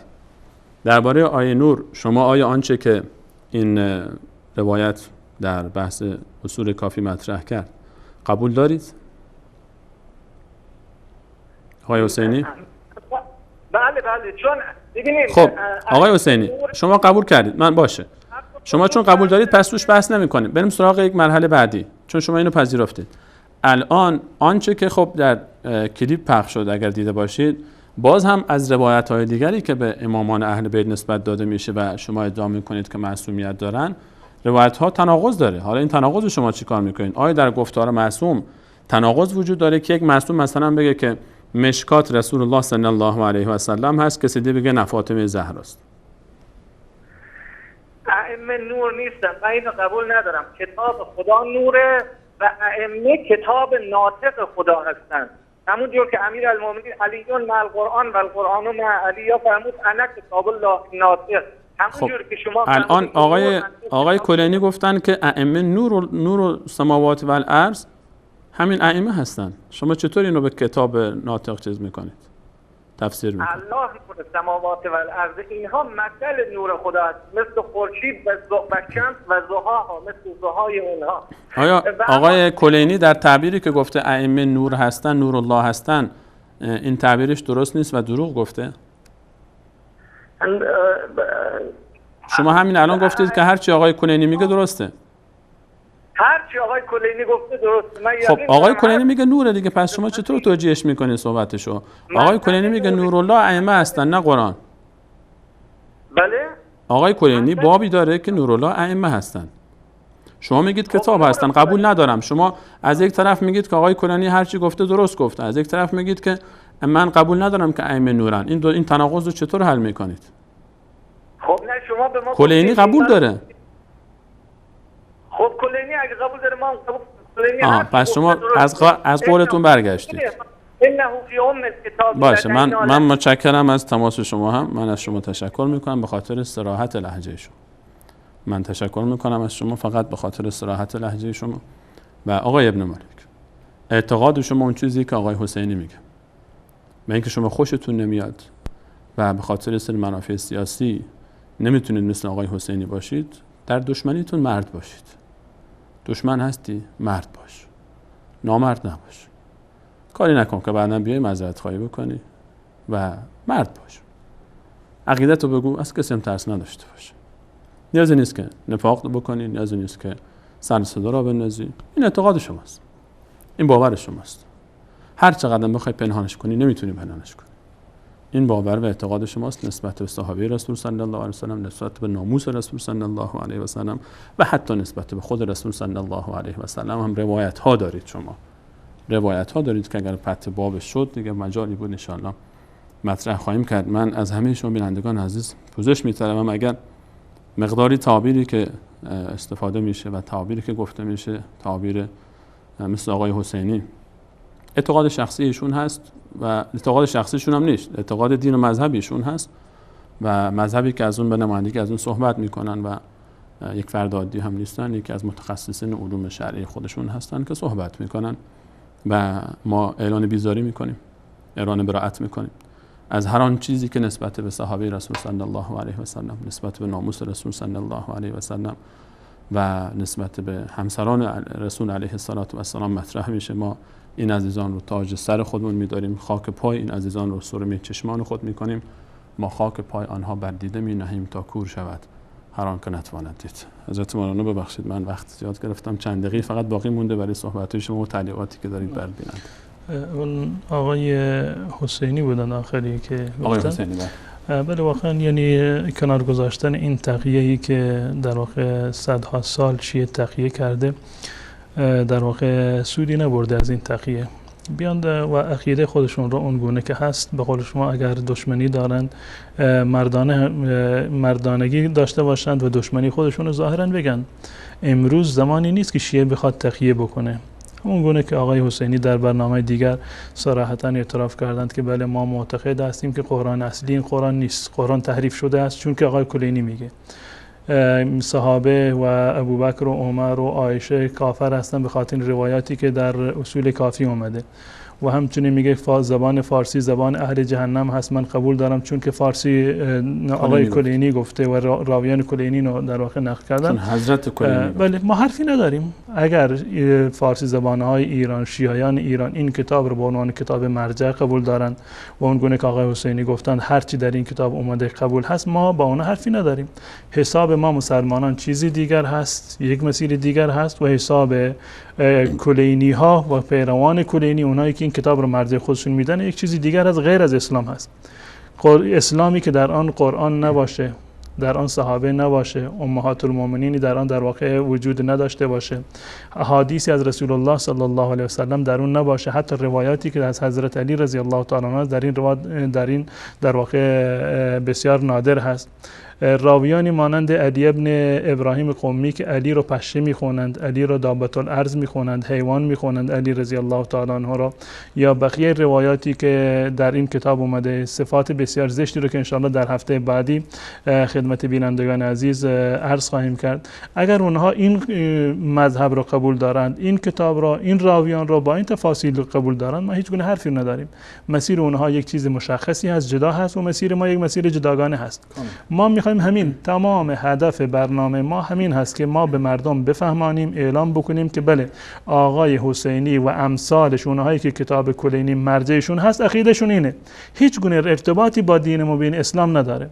مذهب شیعه را، کلینی را، مجلسی را و بقیه شیعیان را به هیچ عنوان اینها را به حساب اسلام نگذارند. هدف ما فقط این است که این اسلام ناب یعنی اهل سنت و جماعت، قرآن و سنت از کلینی و امثال کلینی در واقع برای مردم واضح و آشکار بشه و الحمدلله میبینیم که آقای حسینی و افراد دیگری هم قبل از ایشون اومدن و اعتراف کردن که ما به قرآن ایمان نداریم، تحریف شده است، صحابه رو ما کافر میدونیم، ام المؤمنین رو ما جهنمی میدونیم، ابوبکر و عمر رو امروز هم که این نقطه رو اضافه کردند که زبان جهنمیان زبان فارسی هست، خب بیان صراحت داشته باشند و ما اعلام براءت میکنیم از آقای کلینی، از آقای مجلسی و از آقای حسینی و تمام کسانی که چنین عقیده رو دارند و به هیچ عنوان اینها بر اسلام و جز مذاهب اسلامی در واقع حساب نمیشوند، زیرا که بدون قرآن و بدون سنت و بدون اهل بیت در واقع اسلامی قابل تصور نیست.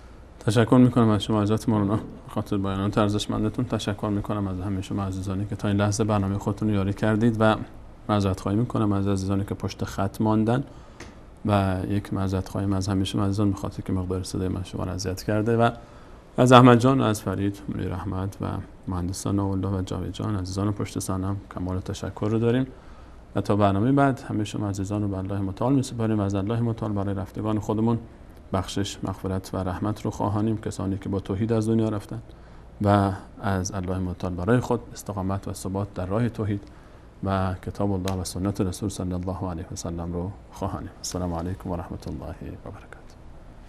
تشکر.